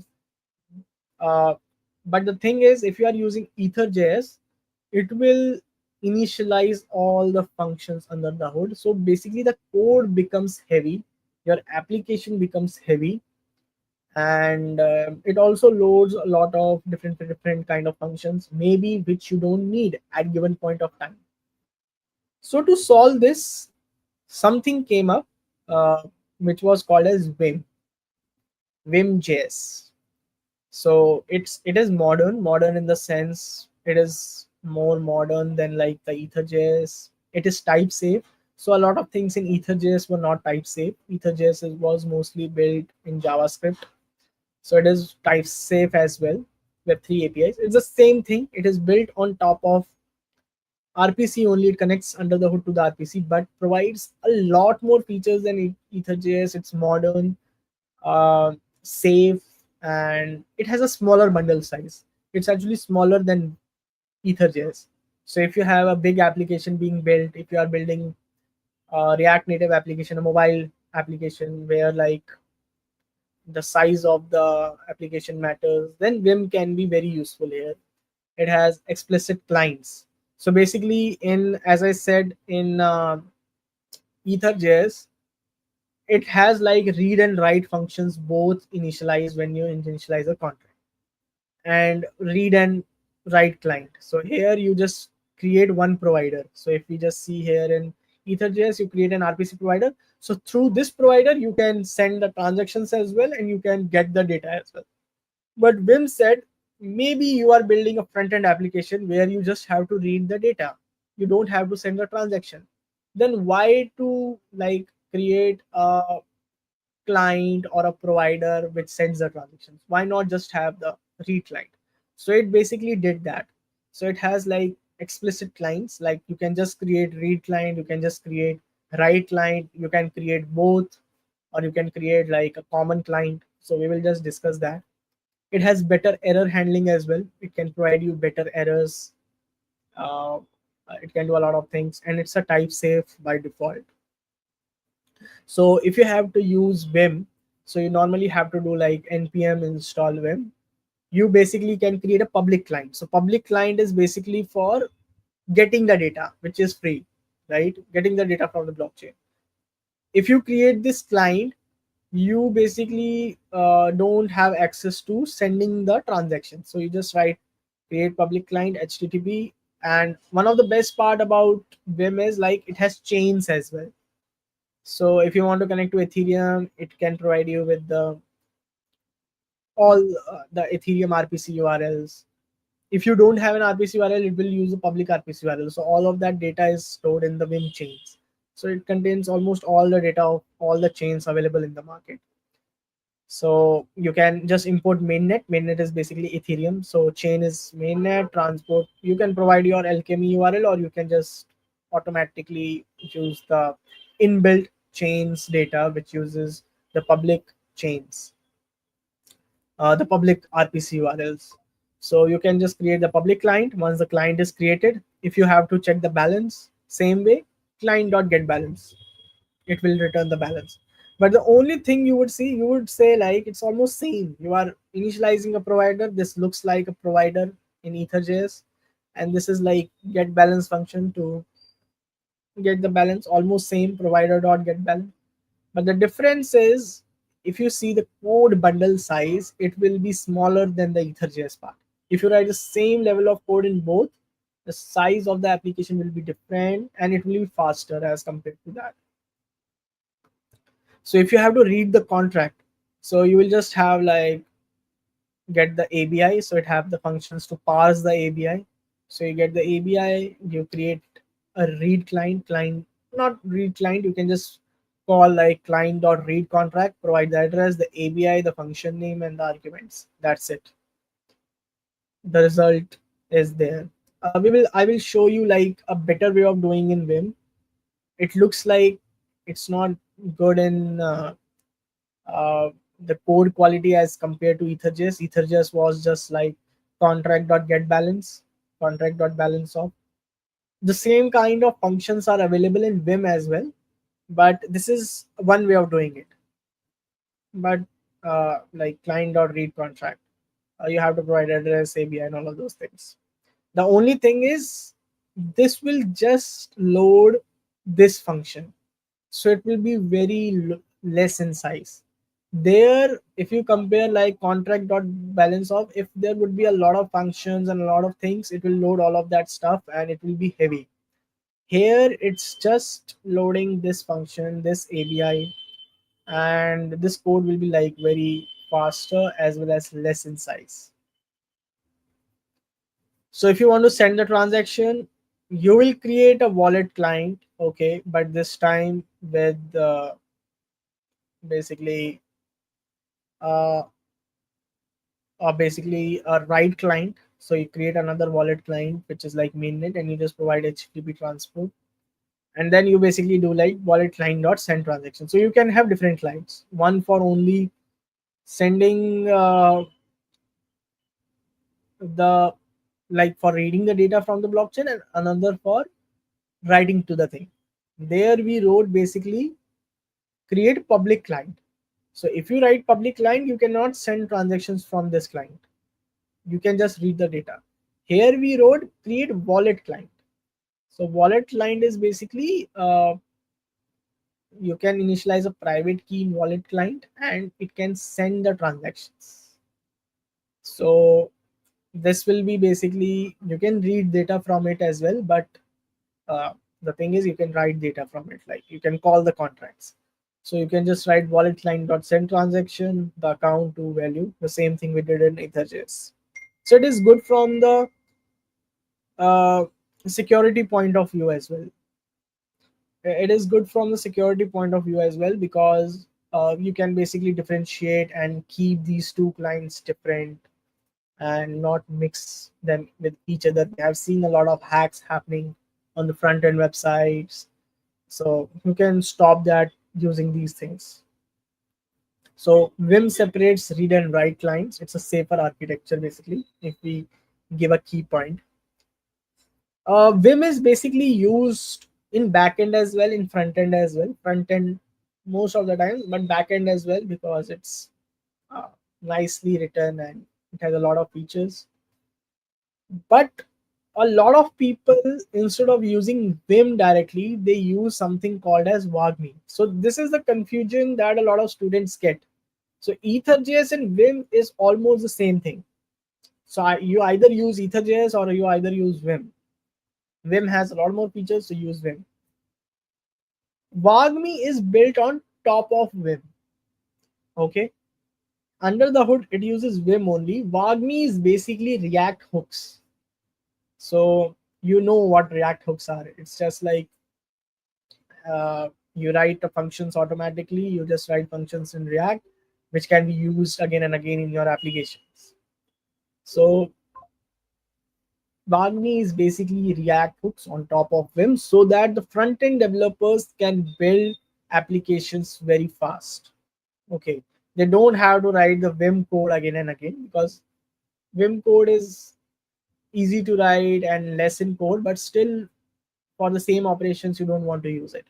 Also, WAGMI provides, so normally in Vim, as I said, it can be used in backend and front end.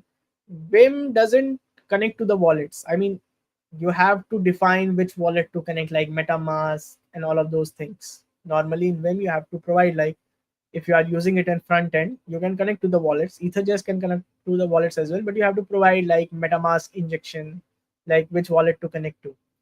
WAGMI abstracts that. So WAGMI uses Vim under the hood, and it also have like a UI, inbuilt UI in the package itself. WAGMI is also a JS package. So once you initialize WAGMI, you can say like, I want to connect to the MetaMask, I want to connect to the Wallet Connect, I want to connect to the Rainbow Wallet, I connect to the this wallet, that wallet, Trust Wallet, and it will automatically inject. It has the code written behind the scenes. It will automatically do all the injection in the Vim. So you don't have to write each of that code yourself.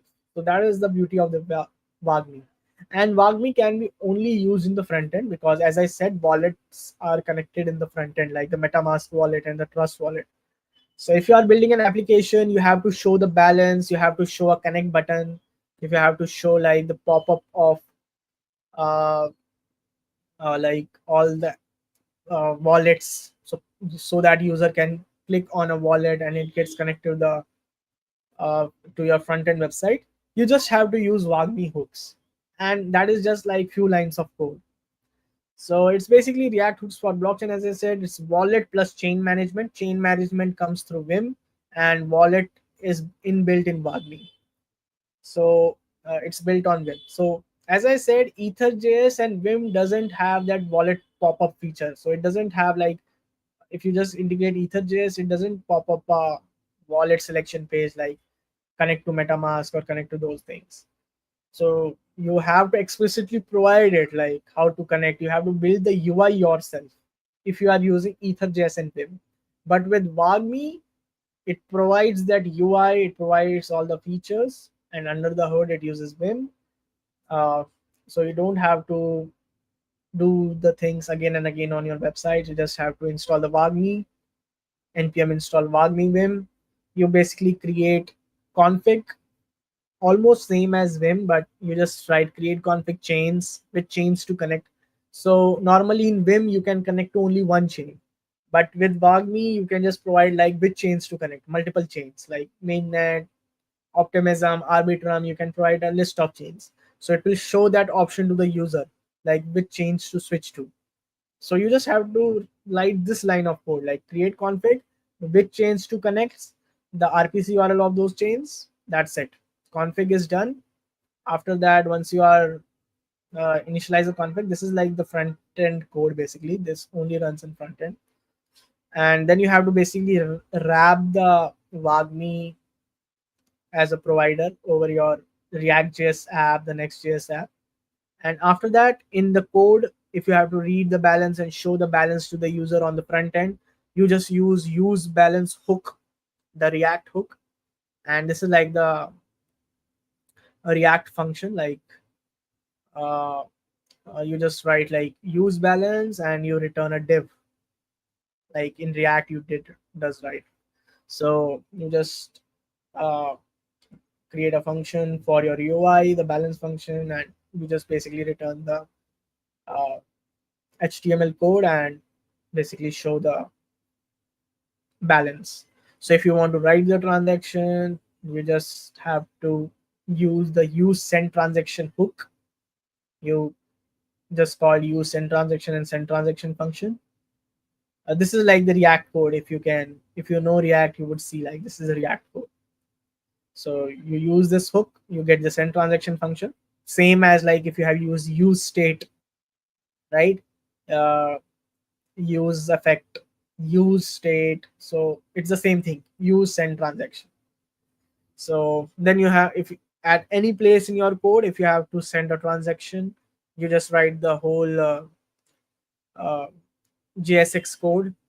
After you have written the JSX code, wherever the button is there, you have to just call this send transaction to value.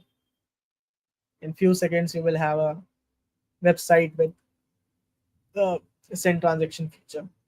So WAGMI is basically React hooks wrapping Vim and wallet handled automatically. If you understood it correctly, so it's just wallet handled automatically. All the wallets can be connected. It has a lot of wallets available. You just have to mention the names of the wallet that needs to be connected. So reading and writing data to the on-chain contracts, we already saw how to read and write data from the deployed contracts that you have deployed using EtherJS, Vim.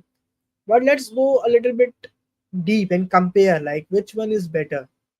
So like if you have to call an ERC20 contract or a token contract, you would have these kind of functions and you would need API. So that is one thing. So if you do it in EtherJS, this will be the code. So you basically install Ethers, you create a provider, you create a wallet.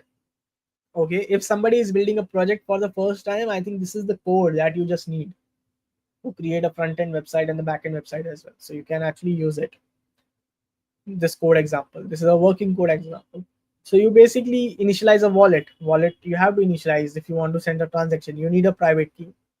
So mostly this initialization and these things are done on the back end.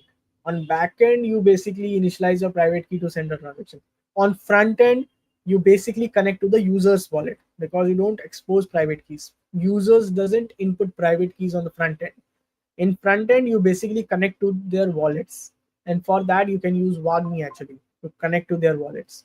But on back end, you don't connect to a wallet on the server side. You basically initialize a private key to send a transaction. So you basically here initialize an ethers.wallet by providing the private key and the provider. So this becomes a signer which can sign and send transactions. You can think like on the back end, this is the place kind of MetaMask wallet. You've got the uh, connection to the wallet, the MetaMask wallet, but on back end, it's basically in RAM. So then if you want to connect to the contract, as I already have shown you, like ethers.contract, you provide the token address, you have to provide the ABI and the signer. Once you have that, here is a contract created. Now if you want to read the contract, token.name, token.symbol, token.balance off. So these will be the functions in the smart contract. uh, and then you can print. If you have to write to it, basically if you have to call a function on the contract, token.transfer, same kind, and you provide the parameters like the receiver address or whatever the thing is, and then you do just transaction.wait until the transaction gets confirmed. So you can see this is the code in EtherJS. This looks good, but not great, I would say, but it is good. Like everyone uses it. EtherJS is one of the best libraries, and everyone uses it in production. But as I said earlier, like if you just see the size of this code, it will be like very much. If we compare in Vim, if we replace the EtherJS with Vim, so you just have to get the contract. You have to create a public client and wallet client. So you can just the same thing you have to write in Vim. So you just write get contract, the address of the contract, the ABI, and the client. Public client, it uses public client for reading the contract and the wallet client for sending the transactions. So this is like how you do get contract. You initialize the contract the same thing as EtherJS, and then you just have to write contract.read.balance off, contract.write.mint. So you can see it is actually better than EtherJS in the sense it is easy to understand which is a read function, which is a write function, which is not happening here. Like these were read functions, this was write function, but almost the things are same. But here, if we see from the code perspective as well, uh, here it's once you initialize a contract, You just have to write contract.read.balance off. So you can see it's a read function. If you write contract.write.mint, so it's a write. It will charge you fees. In fact, if you have to read the events, so you just have to write contract.getEvents.transfer. So it will give you the transfer event. So if you know in contract there is something called as events, which you can trigger when something is happening. You can actually watch for an event, contract.watchEvent.transfer. So you can watch like whenever the transfer is happening, it will ping you. So you can see you can do a lot of things with Vim on the front end and back end. So you can show like pop-ups. You just transfer something. You just have to write this code. Same thing on back end. And it will be lightweight as well. So this is like actually better in terms of as compared to EtherJS in terms of the code quality and everything. If you further want to reduce the this code in size, you can have like light way of doing it. So you just write public client dot read contract. So you provide the ABI and address like this. So we just saw the example before, like so. So that was like the lightest way of doing it. So if you write like this, like every time providing the ABI address and function name, so it will just use the ABI for this function. So it will be very lightweight uh, code. Here, when you do get contract, it will initialize all the function, public, wallet client, and everything, which will be a bit heavier than this code. So you have both the options, and it depends upon your use case if you are building what, right? So if you are just using the public things, you can just use the public client, and it will be like smaller in size. So if you let's go on to the Wagmi thing. So Wagmi, as I said, it's the same thing. It's top of Vim. So you provide the ABI, and once you have the ABI, you just have to import like use account, use read contact hook, use write contract hook. So it has these two hooks, read contract and write contract. This is for the front end developers. You initialize the ABI, and if you have to read something from the contract, you just write use read contract, the address, the ABI function name, and it will give you the balance. The same thing. If you have to write the contract, you just write use write contract, the write contract function, and on wherever the button is, so you can see this is the front end code. So wherever the button is, whenever he clicks on it, you just have to write the write contract, the address, the ABI, the function name. So you can see it makes actually things very easier on the front end side. So if you just have a comparison, EtherJS, one object does everything. So you just initialize one thing, the EtherJS thing, new EtherJS and stuff. It does everything.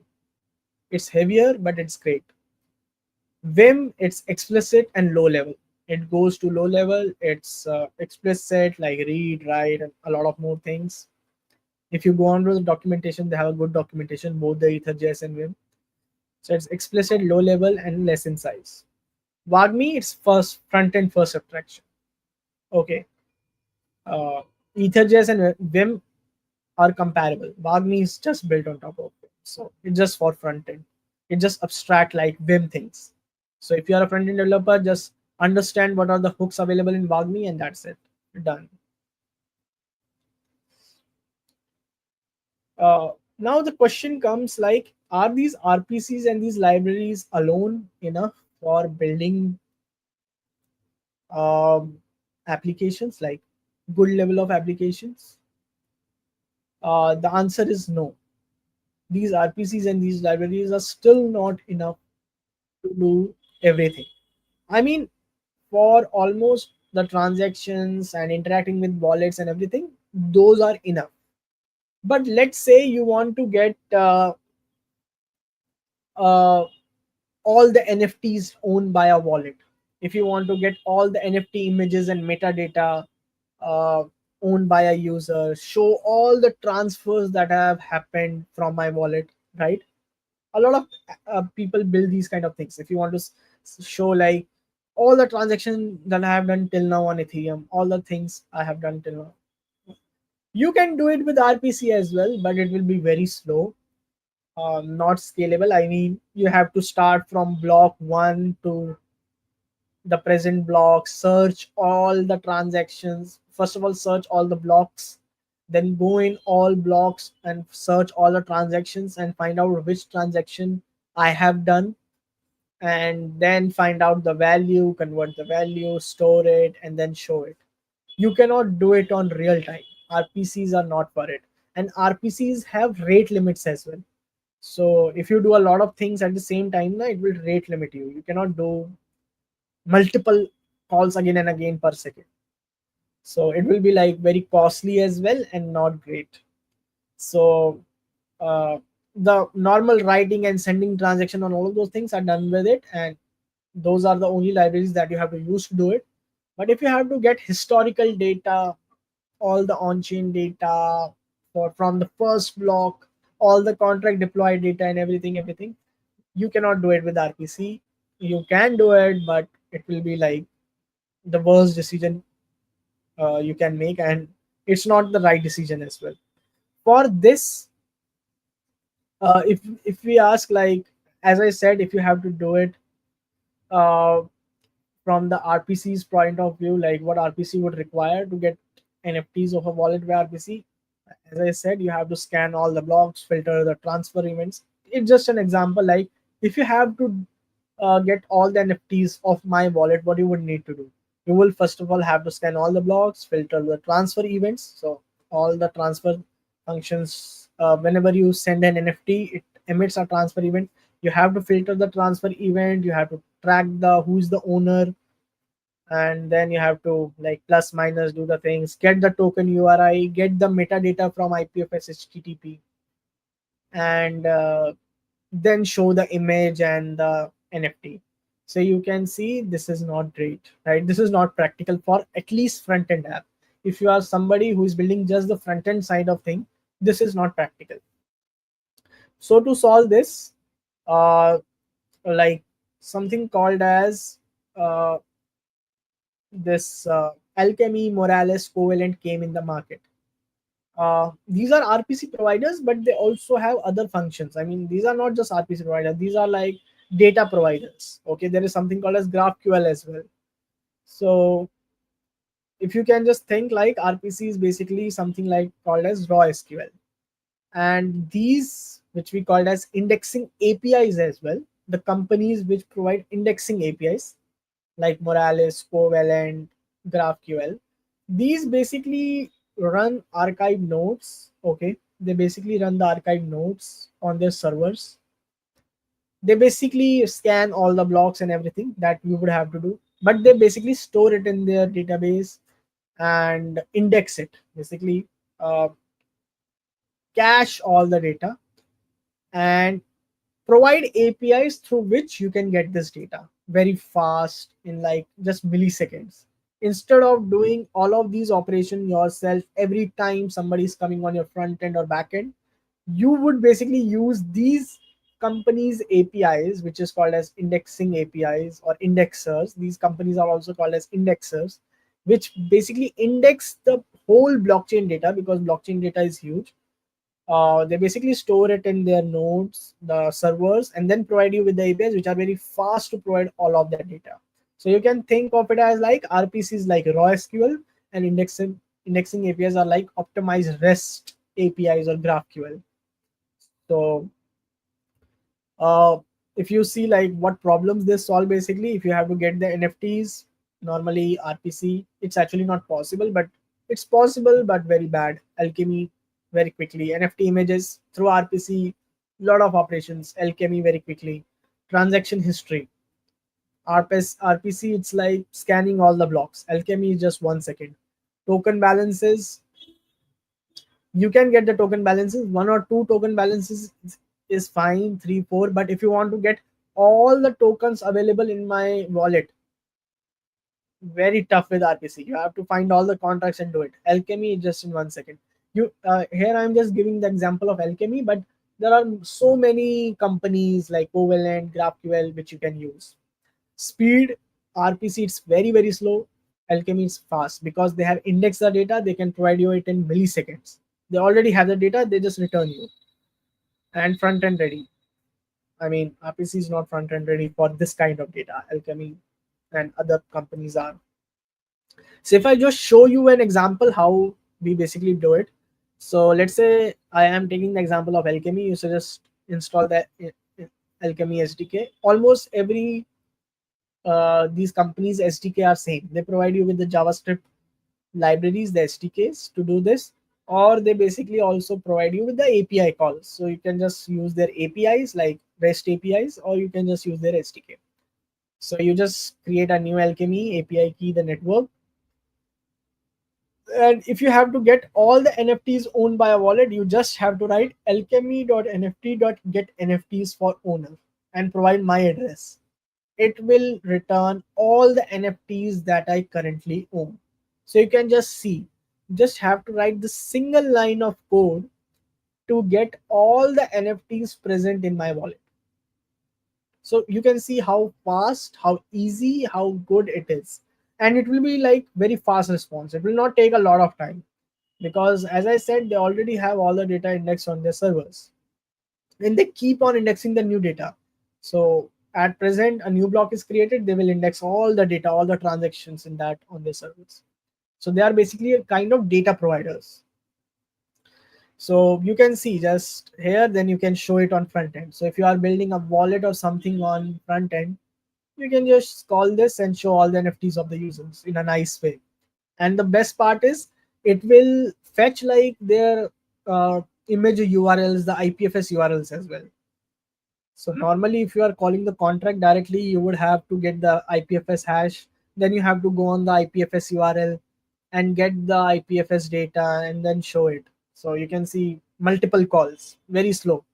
Here in the same response, you will get the title, the token ID, the contract address, the NFT media as well, like the image or video and everything will be provided in this response itself, which will be in like milliseconds.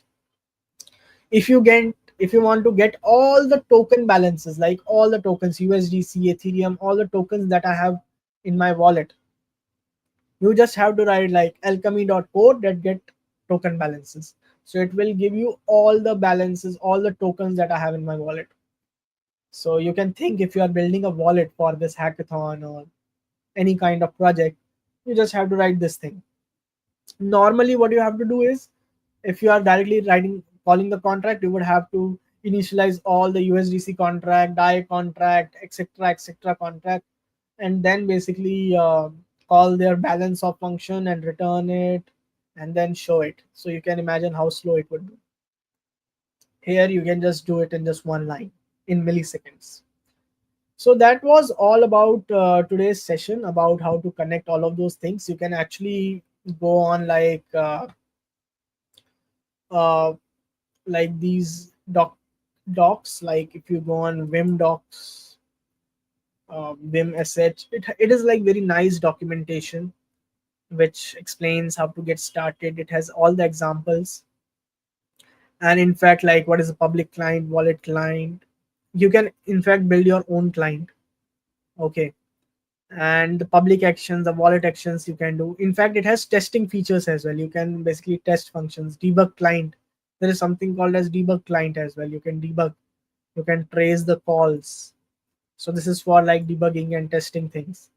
And then if you want to call the contract, if you want to connect with the ENS, so if you want to pass the ENS address, normally people can provide like vim.eth, so you can convert an address into ENS or ENS into things. A lot of things are provided, an abstraction over RPCs.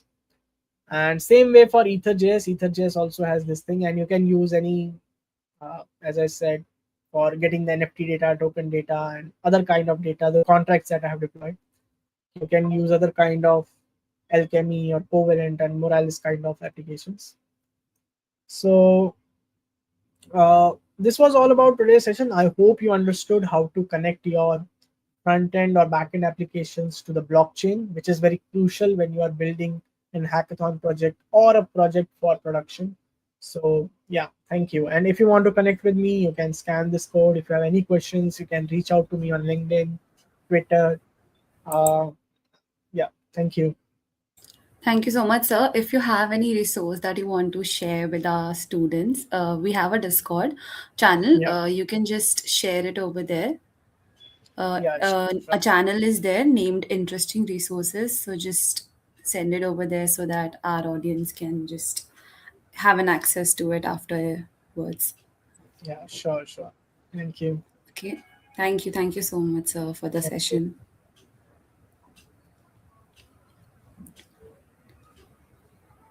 Okay, guys. So now we will be back to our generative AI track. We'll be having our next mentor for Gen AI.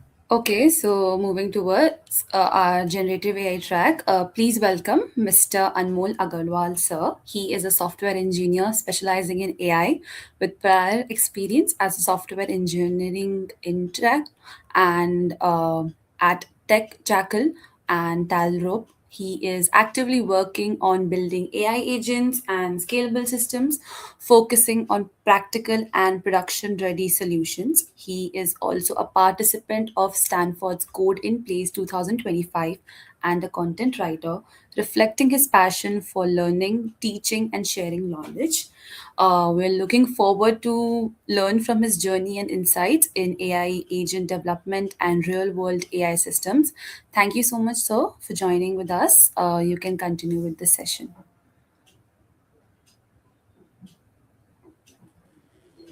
Hello, am I audible?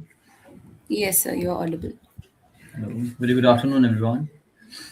I hope your last session was really amazing. And now we are moving to generative AI track now.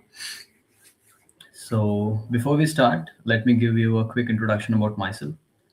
I am Anmol Agrawal. I work at the intersection of generative AI, product building, and real-world applications.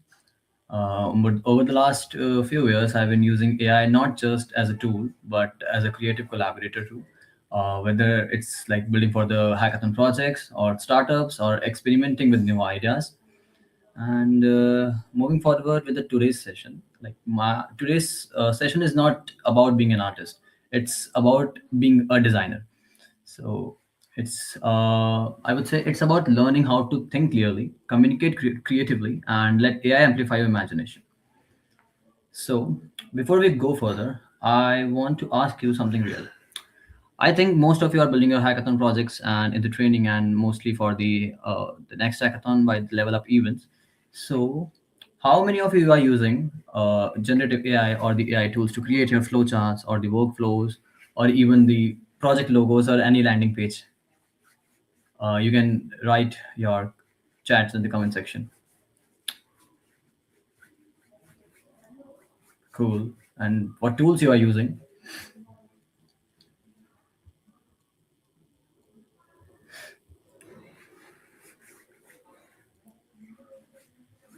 GPT, okay. Gemini Pro, Perplexity, okay. Yeah, that's cool.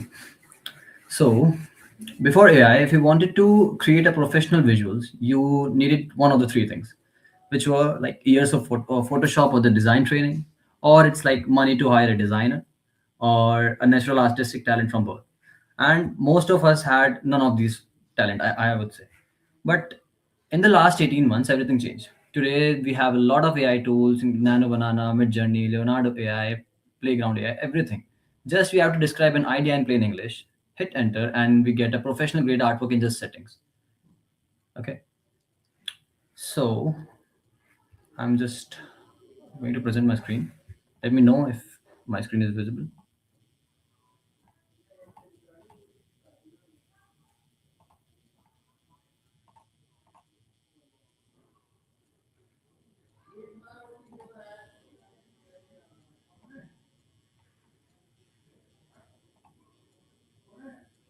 Is my screen visible?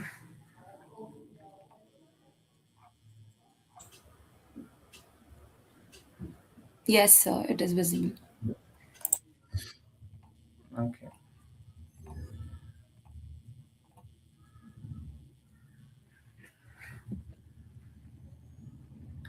So, before we start creating AI art with AI, there's one thing we absolutely need to do first, which is we need to understand how AI actually create visuals.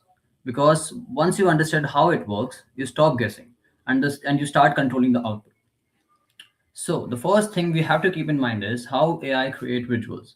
So let's be very clear about the big myth first. AI is not copying images from the internet, and even it's not searching from Google too. We know that AI models are trained on a million of images, and it learn the patterns through what faces look like, how the lighting works, and even how the styles and the colors and the composition come together. When you type a prompt, AI does something very interesting. It predicts the pixels, which is based on your description. And it's very important because if your thoughts are very unclear, then the image won't be good, and it will definitely be unclear, and will not get what exactly you want. The second pillar is the prompt engineering. Now we have reached the most important and the most powerful idea of today, which is prompt engineering. I would know that how many of you know about prompt engineering and what are prompts and how do we use them? Shit, wait a second.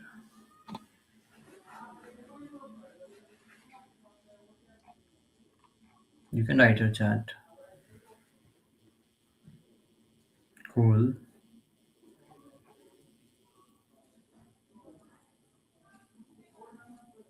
Okay.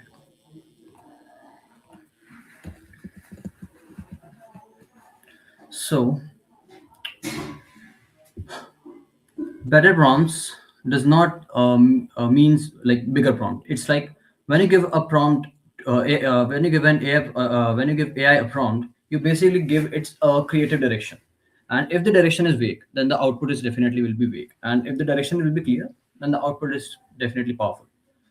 Yeah, in the next slide, I will show you a simple framework and all the frameworks and the pillars, which are mainly for the generating art with generative AI. Okay. And the next pillar is the iteration.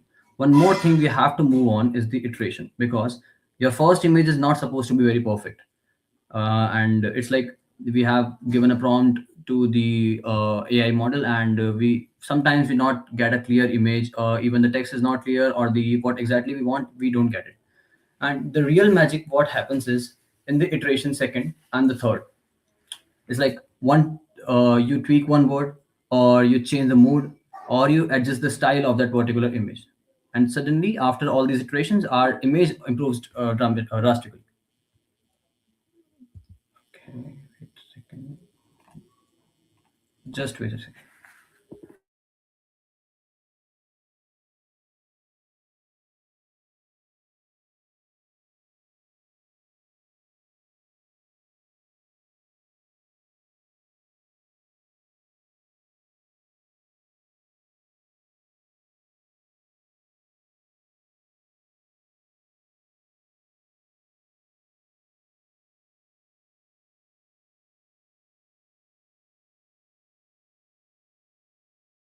Hello, am I audible?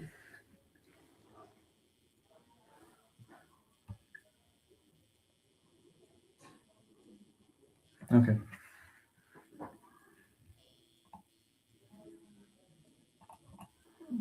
Actually, I'm traveling. Wait a second, please.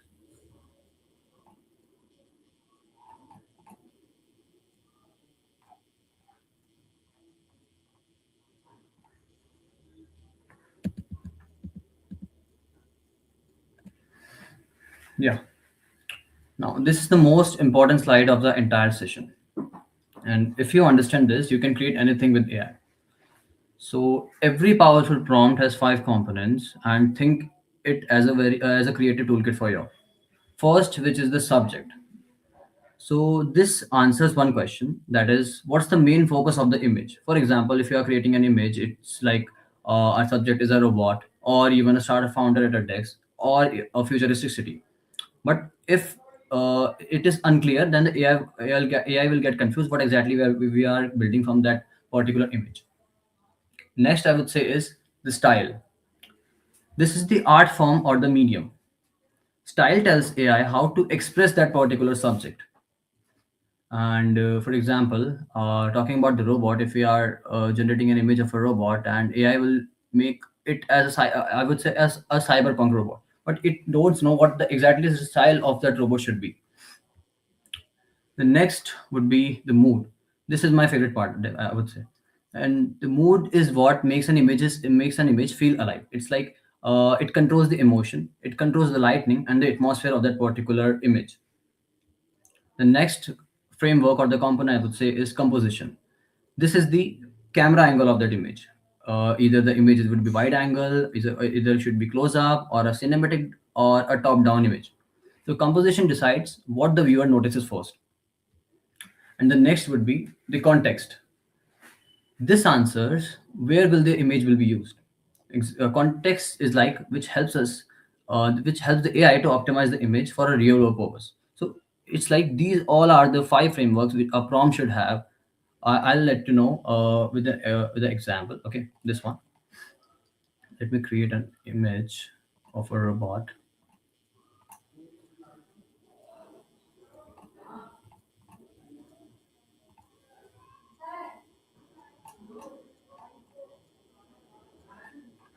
Now, previously I have created this image. Okay, so in this first prompt I have just given only this subject that gave me a create the image of a robot, and AI does not know about the background or the mood of that particular image or the style, because I haven't used all the five frameworks of it. In the next prompt I have given a context to it. It's like a sleek robot in a server room. So now the AI have the subject plus the style how the image should look. And this was the our final output. And in the next prompt, it's like a humanoid robot with the holographic displays standing in a neon light cyberpunk server room, dramatic cinematic lighting, ultra detailed 3D render for a tech startup branding. And in this whole prompt, I have used all the five main things, five main frameworks of of the prompt I have used, and it created a exact what I want for that image. So these are the five frameworks we have to follow and we have to look into while creating an image.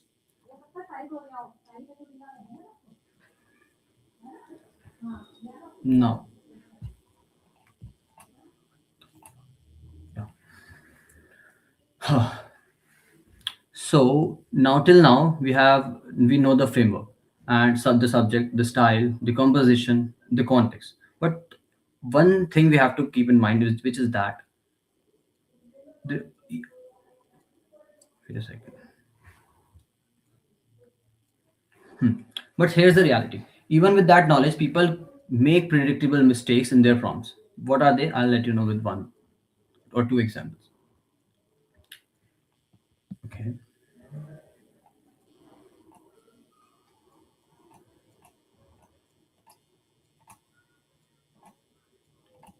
mistakes. Okay.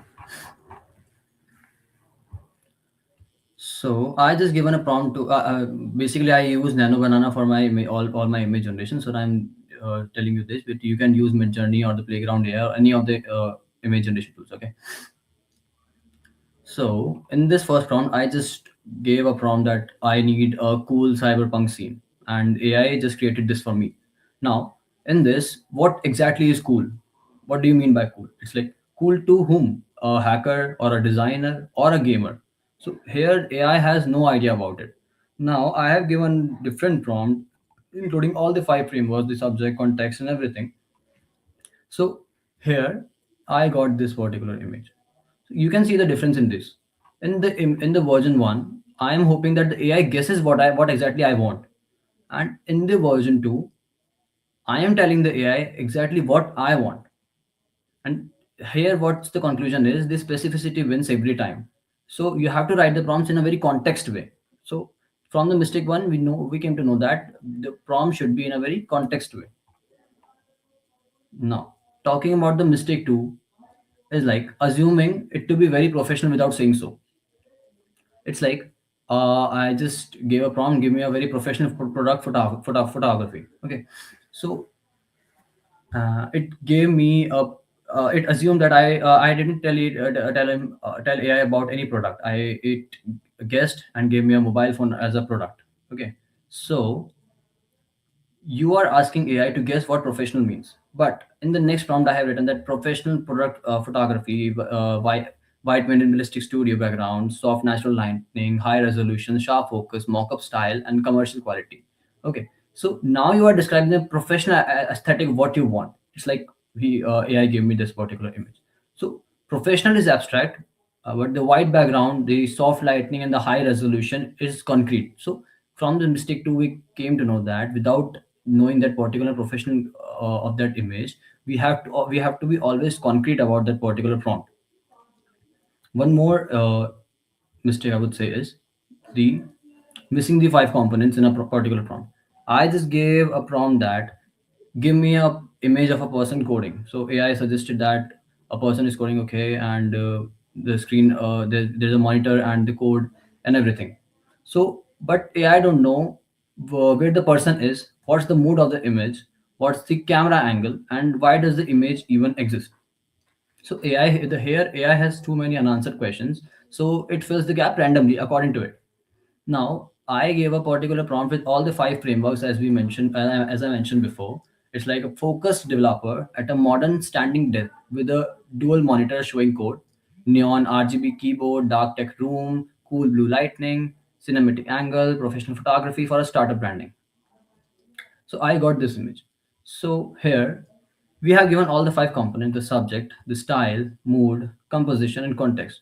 So you can see the difference between both the images. This was the image AI gave me randomly, and this was exactly what I want. So similarly, in any project, even in any hackathon project, you are creating any visual mock-up or a flow chart or any workflow thing. So you have to be very generic context and the concrete about your prompt. Only after which you will get a particular image what exactly you want for that. Okay. Now for the fourth part is like this. Yeah. Now let's actually create some images for some of the hackathon projects I have used before. So it's like first image will be building is the like a project logo or a branding, I would say. So every hackathon project needs a logo that looks good and stunning for the not just random. So here in this first prompt, I have used all the five frameworks of that. What's the logo is for, the style of the logo, the mood, the colors, and where it will be used. So I'll just use it. Wait a second, I'll create it for you.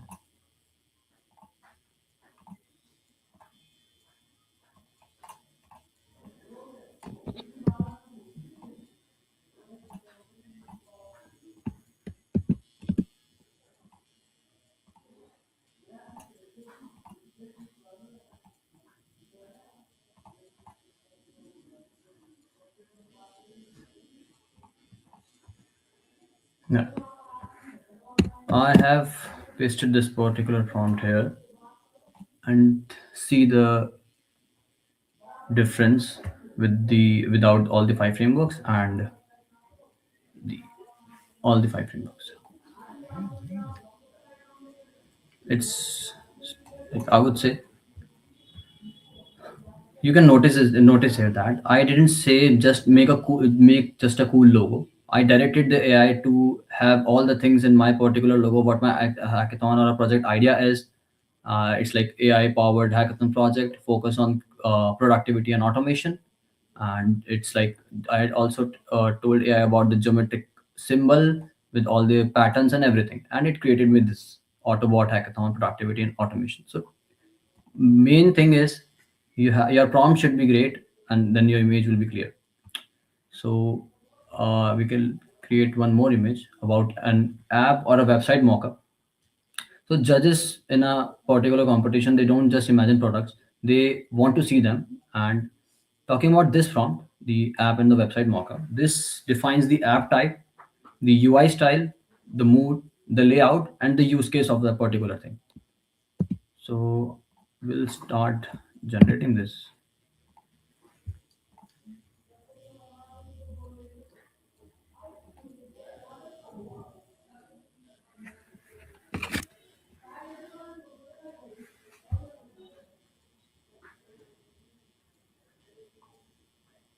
Yeah, and it created me the image. Now you can see that I have given all the inputs which my idea or my project have, and the actually this is the whole same idea what we have, but now it looks like a real product and we can use it as a mock-up to show to the judges.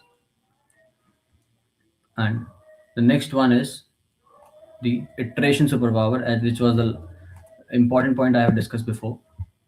So here is this is the final polish of our particular image.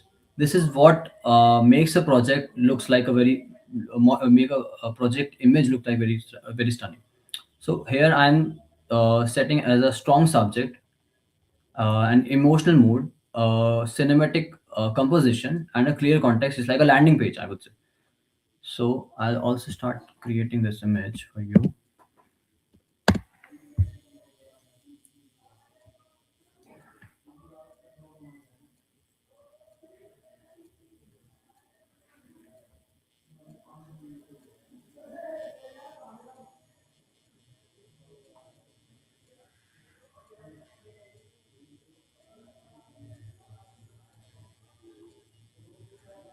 So it's like you can use any of the landing pages according to you. And like it's like generative like creating art with generative AI isn't just creating about images. It's like you can create your own 3D models, any visual mock-ups, and various things. Even you are doing vibe coding, it's also like a art of creating with generative AI. Okay. So the main conclusion about this is that better prompts aren't about more words. It's like they are about better thinking and just being very concrete and context free. And yeah, this was the thing. Now it's your turn. It's everyone's turn. So everything you have seen today comes to one simple idea, like clear thinking creates powerful visuals. So here what I want you to do right now, choose one thing what you want to create. It's like a visualization for your hackathon project, it's like a personal brand image, or it's like a product or a service you want to imagine, any visual mock-up of it, of your hackathon project or anything. And then apply all the five components as we discussed, the five main frameworks of that particular image, a prompt. It's like the subject, what exactly the image is. It's like the style, what the art form you want to, the mood, what you are feeling about the image, and the composition, which we discuss about the camera angle, it's like wide angle or the close up, etc., and the context why the particular image exists. And after which you can do the iteration part, which like in the first iteration you won't be able, sometimes you won't be able to get a particular image what you exactly want. So do iteration like two to three times and change, just tweak one word or any one thing and change the particular image, and just notice what happens and what changed and why it changed.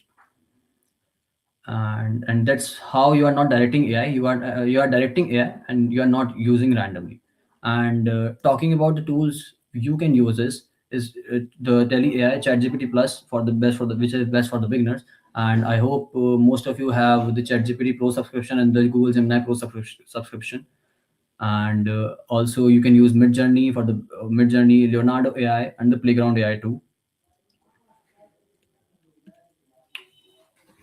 Once again.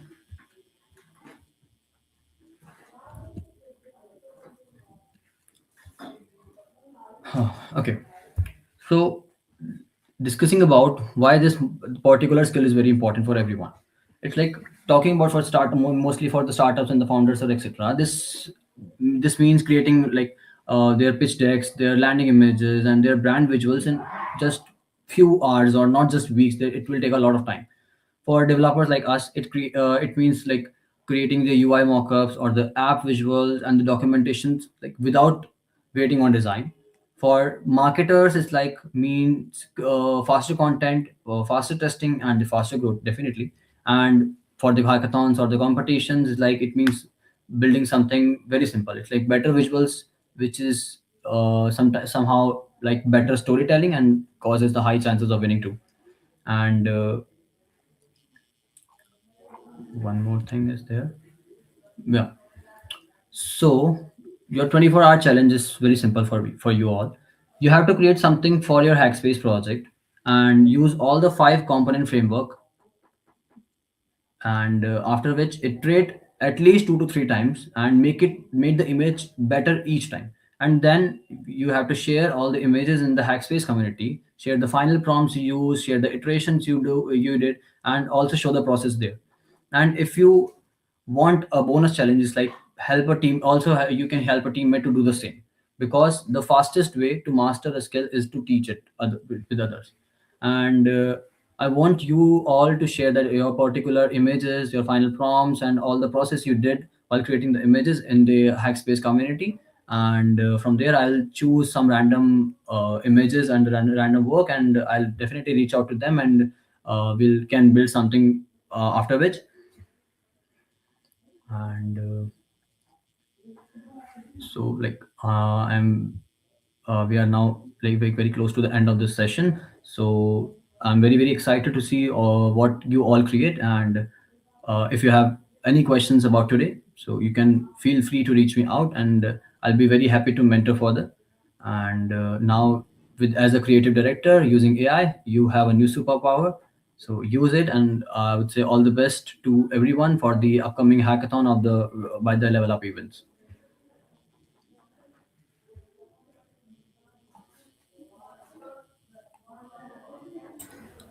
So if you have any resources that you want to share, we have our Discord channel.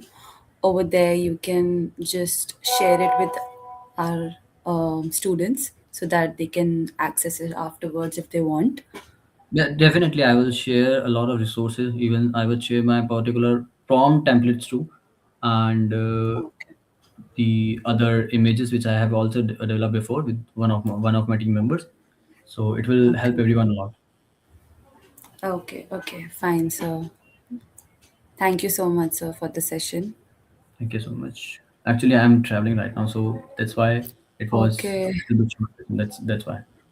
No worries. Thank you so much, sir. If you have any doubts, everyone, Guys, I'm just posting here yeah. my LinkedIn Okay. here, so anyone can reach out to me.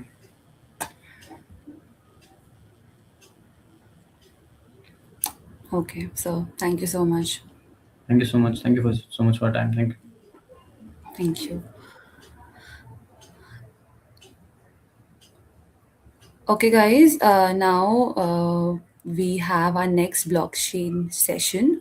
It is scheduled at 2 p.m. So just wait until that. We have Mr. Amit Chandra, sir. He'll be taking the blockchain session. So just at 2 p.m. we'll start the session. So yeah.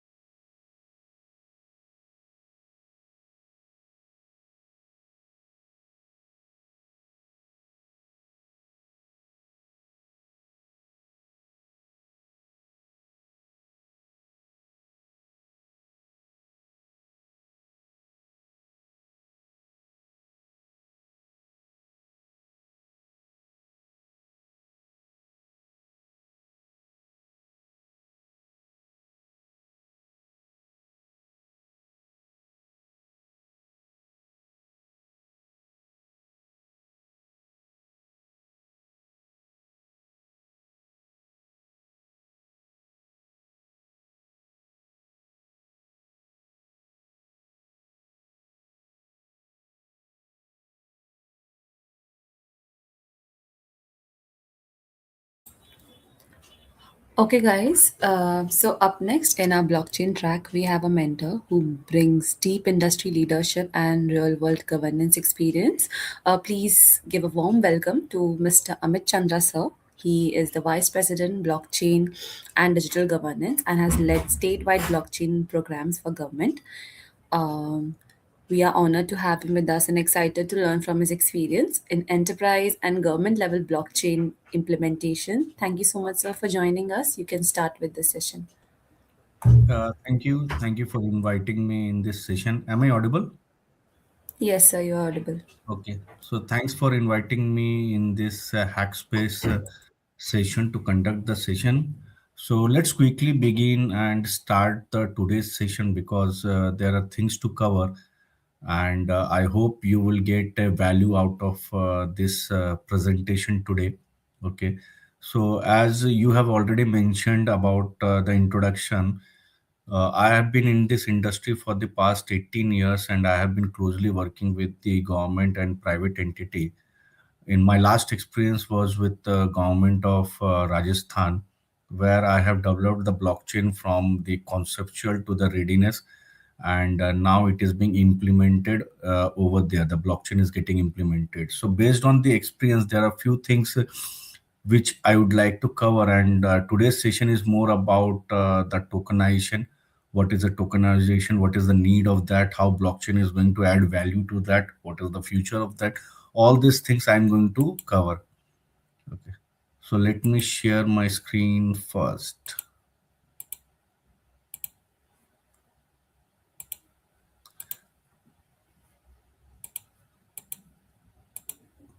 Let me know when my screen is visible to you. My screen is visible. Hello. Yes, sir, it is visible. Okay. Okay. Fine.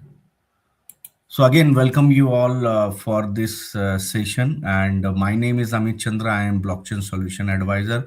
On the left side of the screen, you can see my LinkedIn profile. You can visit there. You can get in touch with me for any kind of discussion.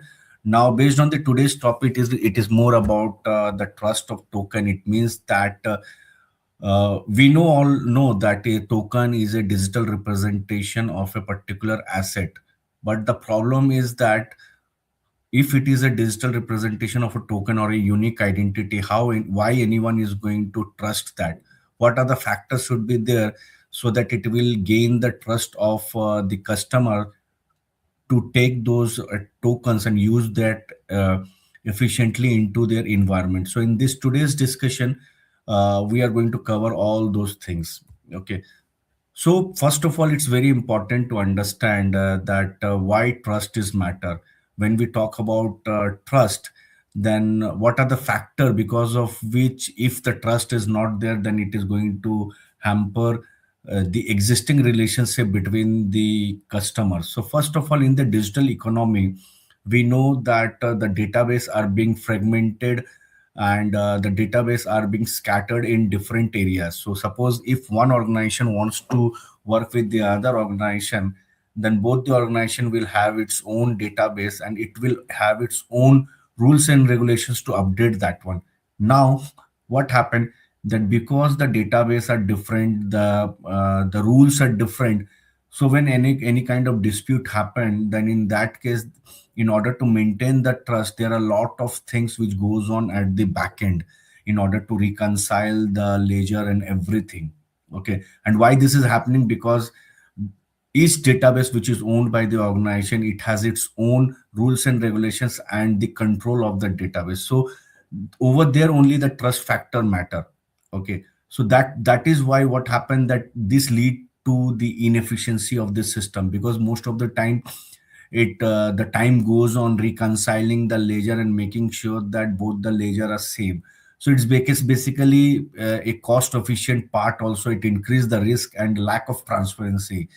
Suppose I'm in one organization and I'm dealing with another organization, and suppose the ledger are not matching between the two organizations, then it raise a kind of transparency issue between the both the organization, and which directly impact the trust and the business model. In that case, what will happen, that an auditor, a middle auditor will come and he is going to verify the ledger of mine organization and the same with the other organization, and he's going to tally each and everything, which unnecessarily takes a lot of time, and because of which the cost, the reconciliation process, the risk are involved in that. So in order to do today's business, okay, if in order to do the today's business very effectively, there are very few points which are very important. One is the foundation of value exchange. It means that what is the baseline based on which the value is going to be exchanged. So when we talk about the baseline, it means that what are the rules and regulations which are aligned in the system, because of based on which the exchange of goods will happen. Okay, and those rules and regulation need to be followed within the system very very efficiently and without any kind of error. Then only the trust will get built. Okay, in the case if the trust is not met, then the cost is very high. It means that suppose the trust is not meeting, then it require a key reconciliation process, the audit process is required, delay of exchange the goods should happen, so the impact is too high. Along with that, there is a risk and compliance exposure also. It means that if there is a weak trust mechanism which is being followed into the system, for example fraud, data breach, or anyone can update the database, then it directly impact, or it directly raise the chances of risk, and also it directly impact the compliance which is been asked by an organization to follow by auditors. Scalability challenge is also one of a problem, because the trust does not scale up between across multiple organization, whereas the decision confidence get reduced. It means that based on the data only the decision are being taken, okay, that whether to go ahead with the business or whether to give a order for a business or not. And if there will be any kind of trust issues, then indirectly it impact the business. This is where it matters. And above all, the customer satisfaction. Okay, it means when we say about the customer satisfaction, let's examine, or let's take an example of an token which is based on a property token. Okay, asset is a token. Okay, so suppose there is a property of 1 crore rupees and I convert it into a digital token, and that is being purchased by a particular customer. And if somehow the process are not being followed between the different parties who are particularly the key stakeholder of those asset, then indirectly it impact the trust of the citizens, and uh, and there will be a drastic drop on the price of those particular assets. So that's why it's so important that trust is to be maintained, and that trust is matter nowadays. Now, what is a tokenization? So it's very important that we cover the trust, importance of trust. Now, it's important to cover the tokenization. So tokenization is a unique representation or a digital representation of physical or digital asset. Okay. Why it is required? It means that suppose there is an FD, there is a bond, there is a property or any kind of land which I have, and within those land, FD, property, or any kind of flat which I have, it has a details. It has the ownership detail. It has the amount of which I have paid. So it's the metadata of those particular asset, and then converting those metadata into a digital form gives the tokenization of those particular asset. So basically, this data could be stored in a centralized database or a blockchain network database. That does not matter. But the matter is that the unique representation of the tokenization. And if somehow the data of those tokens get changed, then the entire integrity of that asset is in question. There where the blockchain network comes into picture. What blockchain network do is that once this asset is been converted into a unique digital representation, that metadata is getting stored into the blockchain. And once that metadata is get stored into the blockchain, then it nearly impossible to tamper those data. It gives a trust of data. Okay, trust, source trust of data, which could be accepted by any entity who is going to purchase those assets. And all the organization who are part of those ecosystem on creating those assets will later on not able to deny that whatever the transaction which are going on into the network are not being done based on the approval. So that's why blockchain is so much important, because it provide a kind of decentralized, secure, and transparent platform. It also provide a sense of ownership for the stakeholder who are going to approve those assets to be built. Along with that, when we use a decentralized mechanism, it obviously eliminates the need of centralized authority. It reduces the fraud risk. It means that suppose one of the organization wants to, or one of the stakeholder wants to do certain kind of changes into the asset detail, then immediately the other stakeholder will able to know that some changes has been made, and a quick action will be taken to that stakeholder. That's why it is that much secure. And all those transactions, once the digital representation of the asset has been made into the blockchain, that is not the end of that particular token. From there the journey start, because later on when this token are being hand over to the multiple customer, all those transaction will also get recorded into the blockchain. And suppose after four customer, the fifth customer who is purchasing after 10 years or 15 years, with a kind of single click, the customer will able to understand the entire history of those particular asset. This could also be done into a centralized database, but in within a centralized database, it will be controlled, or it will be owned by a particular entity, and those that entity will have that kind of privilege to change the data. But if we keep in a decentralized network, and each pair or each computer will have its own owner, then it's nearly impossible. So that's where the importance of blockchain comes into picture, and that's why the tokenization is all about. Why tokenization matter? Okay, why there is a need of tokenization build a kind of security features where the sensitive data are being kept into a database in a secure manner. It means that if any of the data, sensitive data, is get changed, the asset representation gets changed, the asset integrity get changed. So it's very important that the critical data should be kept or stored in a such a manner that it should not be tampered by anyone. That will reduce the chances of fraud and unauthorized access. Okay, the other is the efficiency, how efficiently the asset is getting transferred from one entity to another entity, whereas all the terms and conditions which are written for those asset, whether those are being followed automatically or not. Okay, and this is very important, that why tokenization matters nowadays. I have mentioned few of the points which are matter in the case of tokenization are trust and security. Sensitive data and asset are replaced with secure digital token, reducing exposure and misuse. Improve efficiency and speed. Once the asset is being done into a tokenized form, then it is easier to faster transactions, and it is easier to transfer those token to anyone. Okay, for example, in the case of property, nowadays it's very difficult that you purchase a property, because there is a series of process which is being happened. And now if you tokenize those asset or property, then it's become very easy to buy and sell those particular property, because all those terms and conditions, all those history of those particular asset is being recorded into a blockchain, and within one click anyone will able to verify without going anywhere else. It also reduces the operational cost. It means that when you purchase any kind of property, then we hire some middleman who go there, verifies the property, some agent, what we call as an agent.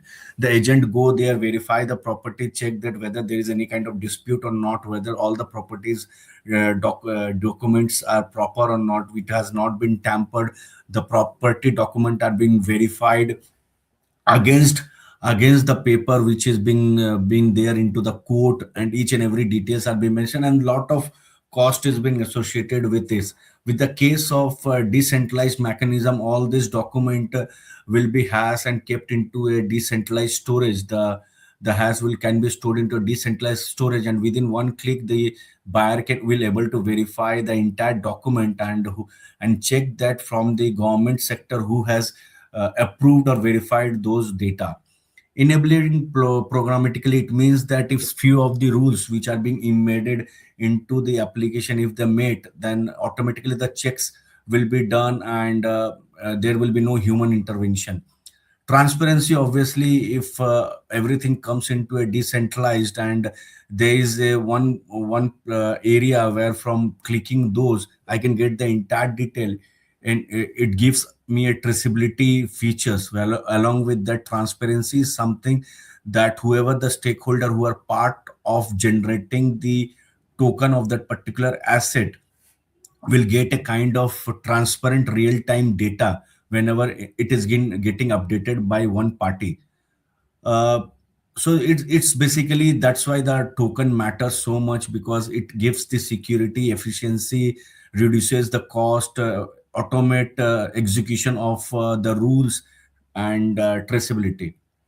Let's focus on the current tokenization model. So in the current tokenization model, as I said, that currently the asset is being tokenized, and then that is being kept into a centralized database where all the details of those particular token are being kept securely. But it is a single point of failure. If it means that it is being handled by by an entity who control that particular database, and if that get compromised somehow, then the integrity of that token will be lost. Okay, integrity of the token will get lost, and there will be a trust issue between the customers and the entity. Whereas in the vault, tokenization is converting the token into a central vault, but this also is a centralized system. Okay, but it offer a benefit as compared to the centralized database. Now, limitation of current model.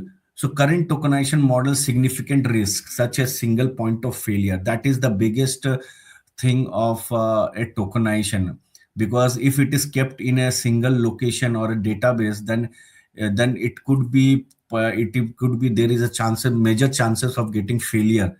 Whereas it's a limited transparency, because until unless that database will get updated, no one will knows anyone, or the owner of those database, if they don't want to share those data, no one will able to see. Whereas this reconciliation is a big issue in the current model, because if multiple stakeholder are involved in that ecosystem, and everyone will have their own database, although they will have a control of the database, but the reconciliation process takes a lot of time. Trust and scalability is obviously a kind of issues. So in the down, you can see that I have noted a few of the points which are the limitation in the current system. One is the centralized trust dependency. It means that when all the data has been kept into a single location, then obviously the customer or the entity need to trust that particular agency only, and whatever the data which will be shared by them, it will be the source of truth.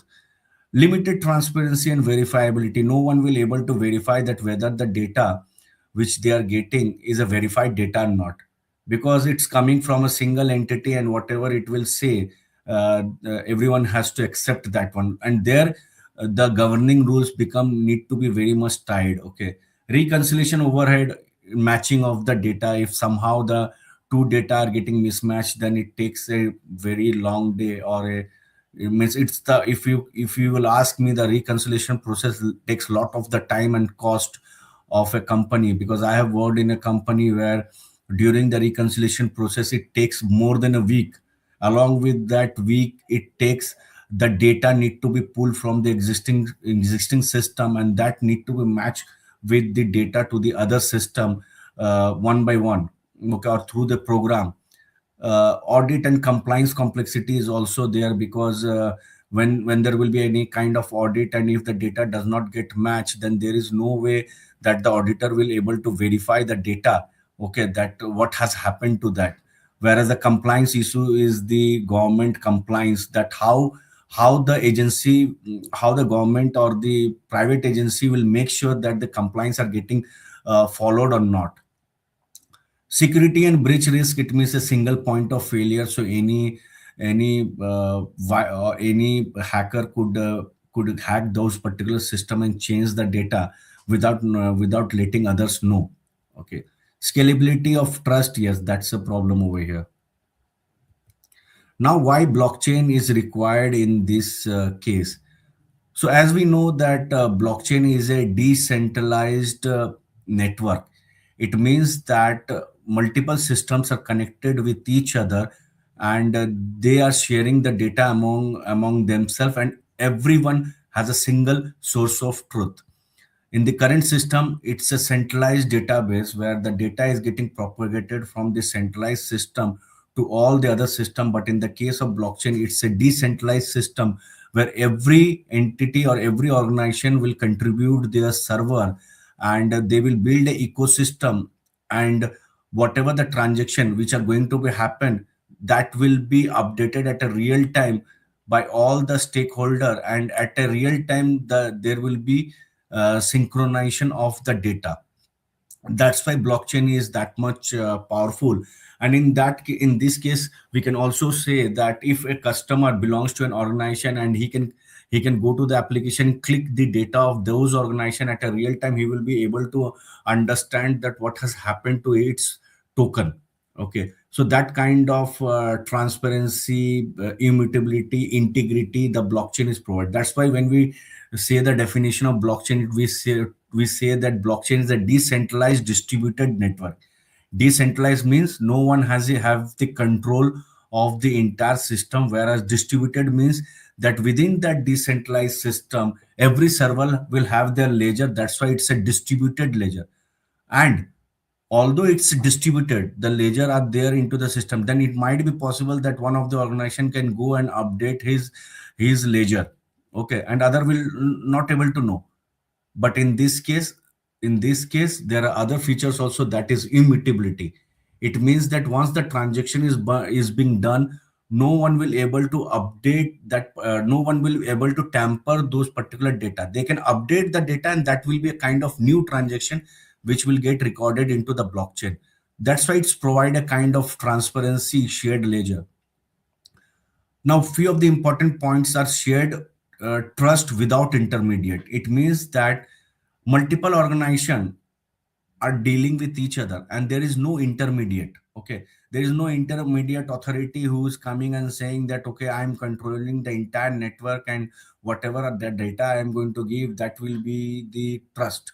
You can trust those data. No, in this case, every organization is contributing in building the trust of the particular ecosystem. Okay, single source of truth. All participants operate on a common synchronized ledger, eliminate duplicate record and reconciliation. There will be no duplicate record. Suppose I had did a transaction, and the same time other has did the transaction. So the network will first check that who has did the transaction first, the receiving. So the network, the transaction which has been received by the network first, that will be operated first, and that will get stored. Immutability and integrity. Once the data is stored, it cannot be altered. There is a cryptographic mechanism involved in blockchain. Okay, that's why once the data is being been written, it cannot be altered. Where it uses the Merkle tree root concept. There are a lot of things it uses. Okay, SH256 uh, algorithm, it is getting used. Transparency with control.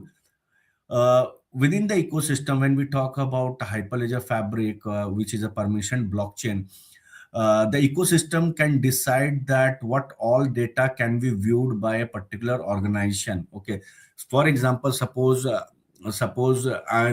are five organizations who build a ecosystem, and they are doing a business, but some of them say that, okay, the pricing thing which we are dealing with each other, the other organization who are part of the ecosystem is not supposed to look into that. So in that case, yes, a additional layer of security can be managed, where first of all the data could be masked. The other option is a private data collection within the hyperledger fabric. And the third one is the channel. Okay, so channel through channel also that could be managed.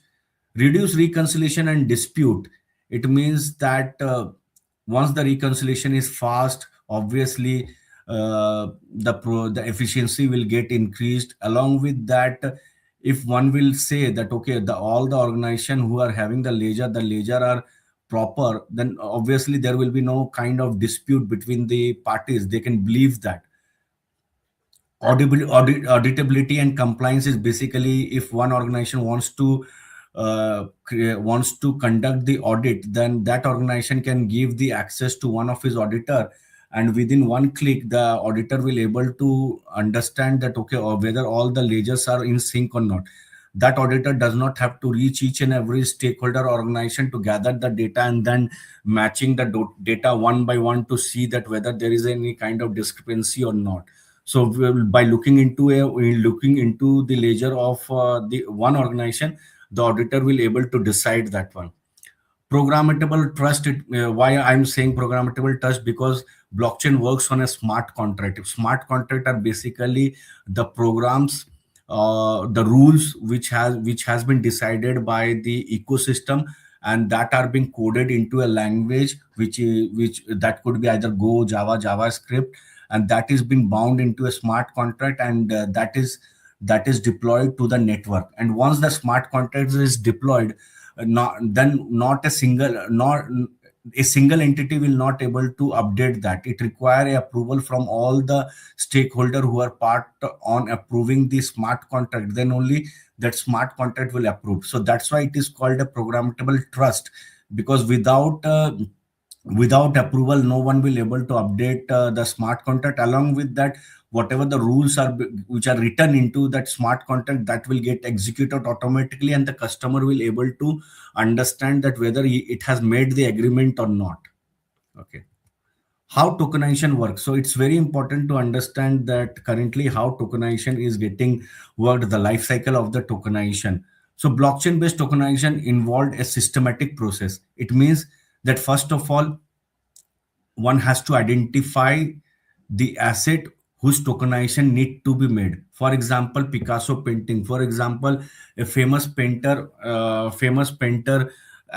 painting. Okay, so the identity or the details of that particular asset, it's very valuable. Okay, now the second thing need to be done is the asset validation. It means that once the asset is being identified, then the metadata associated with that asset is very important. Who own those particular asset, the right compliance requirement, any kind of expiry and other date, that need to be identified, validated properly by meeting the people.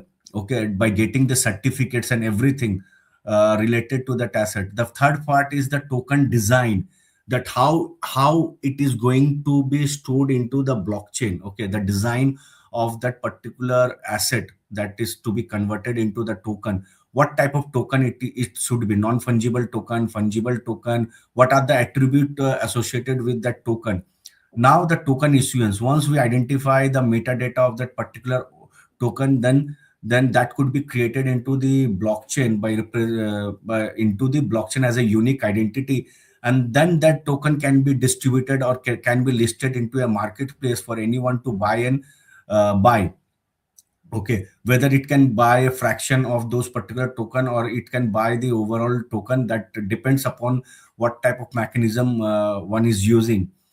Once the token has been listed and one purchase that one, and whatever the transaction will happen or the life cycle of the token will be kept into the blockchain. Okay, and once so that anyone who is going to purchase it again, that by looking into the transaction life cycle, one able to understand that how that the history of that particular token.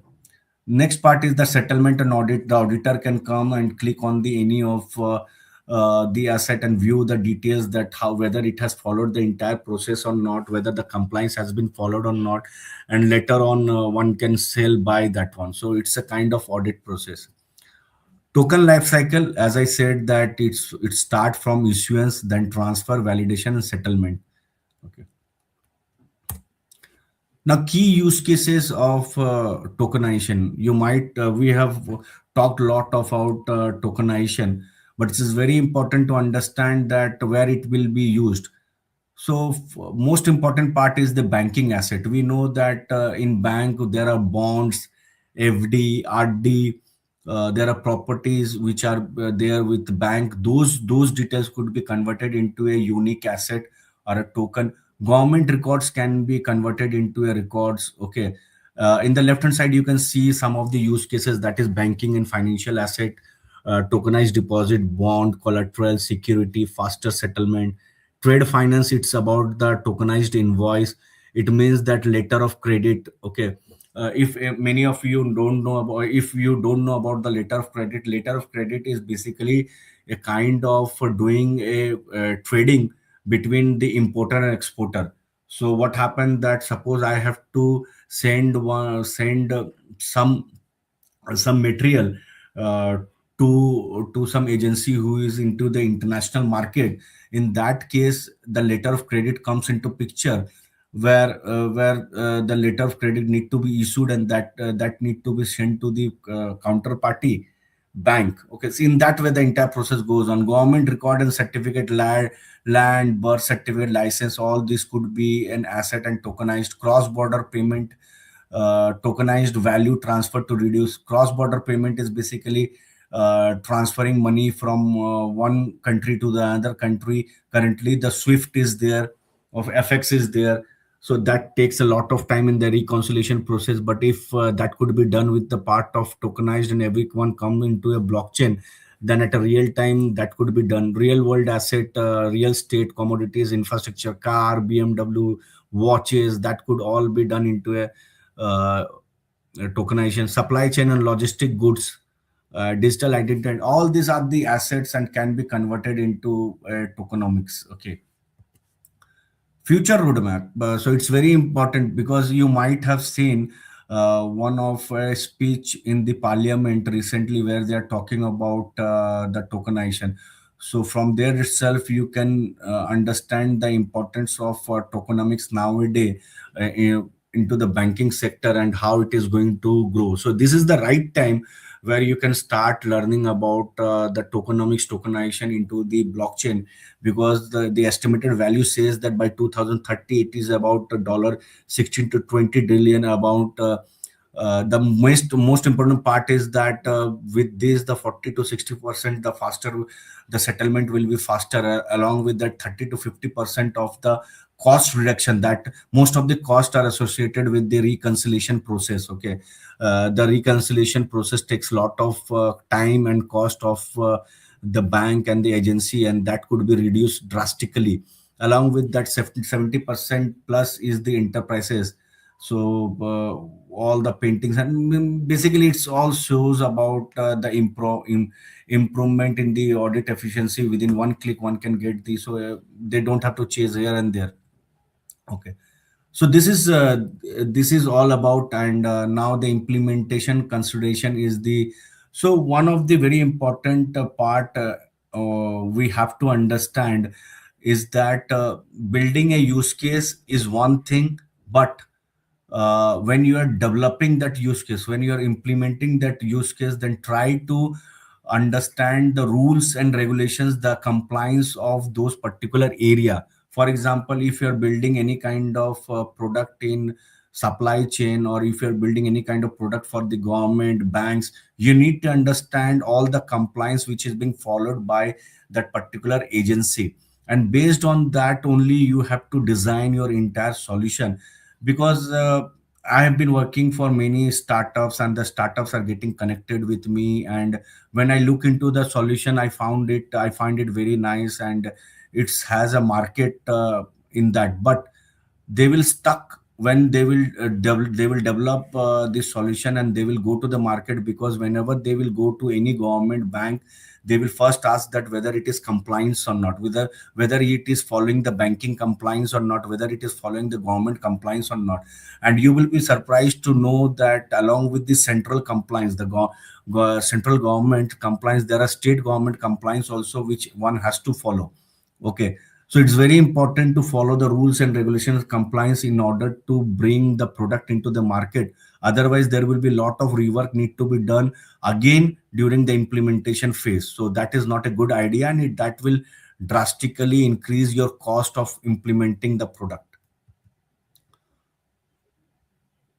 So that what I said, I mentioned it over here also, that most of the organization or most of the startup focus on the technology. They want to prioritize the technology, but over the technology it's all about the strategy. Okay, you have a solution, that is very good, but don't think that okay, we need to integrate blockchain AI in that. Before that you have to think that how it will be accepted by the market, how it will be accepted, what you are bringing value to the customer. Okay, you have to really solve the real problem of the customer, not an technology problem.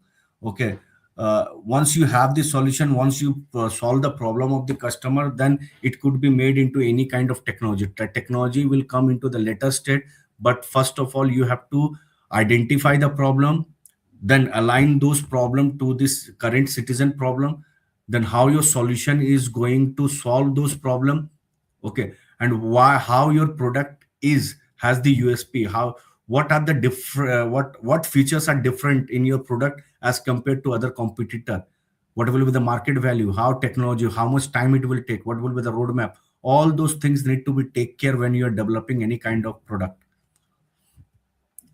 Key takeaway, as I said, that that blockchain is growing very fast with the help of DigiYatra, with the help of CVDC. Now, in the Vidhan Sabha or in the Parliament, also they have discussed about the tokenization of blockchain. So, blockchain is shaping up. It is gaining the confidence of the stakeholder. The only thing is that right use case. Don't think that in every use case blockchain will applicable. Okay, blockchain will only applicable when there will be a try take a note of this. Okay, it's very important to understand blockchain will only applicable when there are multiple organization. Each organization has their own ledger. Okay, and if the organization wants trusted data, okay, they want a single source of trusted data. They say that okay, we want a trusted data, we don't trust each other, but we want a trust, then only this blockchain will comes into picture. This is for the enterprise use case when we are dealing with the private company. For the banking sector, it's more about the reconciliation, it's more about the operational cost, it's more about the risk in changing the data, it's more about the KYC, AML, and anti money laundering. If if we are able to solve those, then that will be blockchain will be benefit for you. Okay, now we come to an end, and thank you for joining this session. Hope I'm able to give you a highlight about the tokenization, and if you want, you can get in touch with me in LinkedIn. I will be happy to help you out. This is my LinkedIn profile. Thank you a lot. Thanks a lot for allowing me to give a session to all the participant. If you have any question, then I can ask. I can explain you.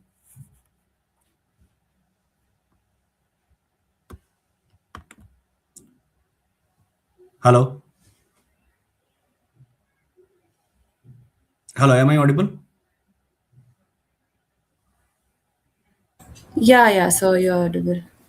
Okay, so I think we will not. Will we able to take the questions of the audience, or how? So they will just drop, if they have any questions, they will drop it in the chat, Okay. near the in the comment section, and then you can Okay. answer it. Otherwise, we have a Discord channel. They can, if you can just join that also, and if they ask any question, you can just Okay. contact to Okay. them So over ask there. them if they have If any you question. That, yeah, if they have any question, they can get in touch with me in LinkedIn. Okay, fine. I will Okay. be happy to help them out. Okay. Okay, So sir. And thanks a if you lot have for, yes, any yes, resources that you want to share with our students, you can also share it with us and put it in the definitely. Discord channel. I just want to understand, it is live in YouTube, right? Yes, yes, yes. Okay, that's great. That's great. Okay, thank you. Thanks a lot for joining this session. Okay, Thank you so much, sir. Thank you so thank much. you.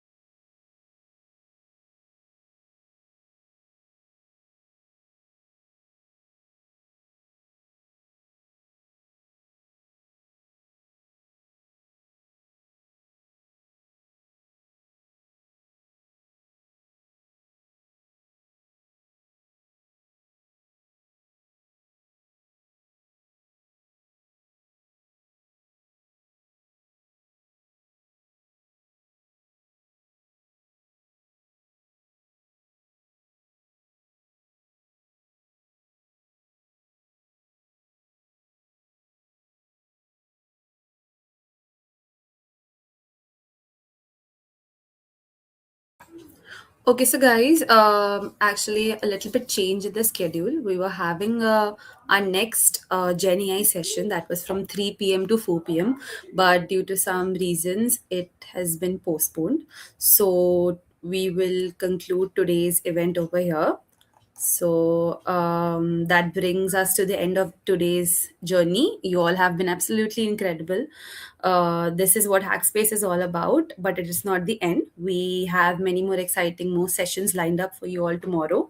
So see you tomorrow with the new energy, new idea, and thank you so much for being here today.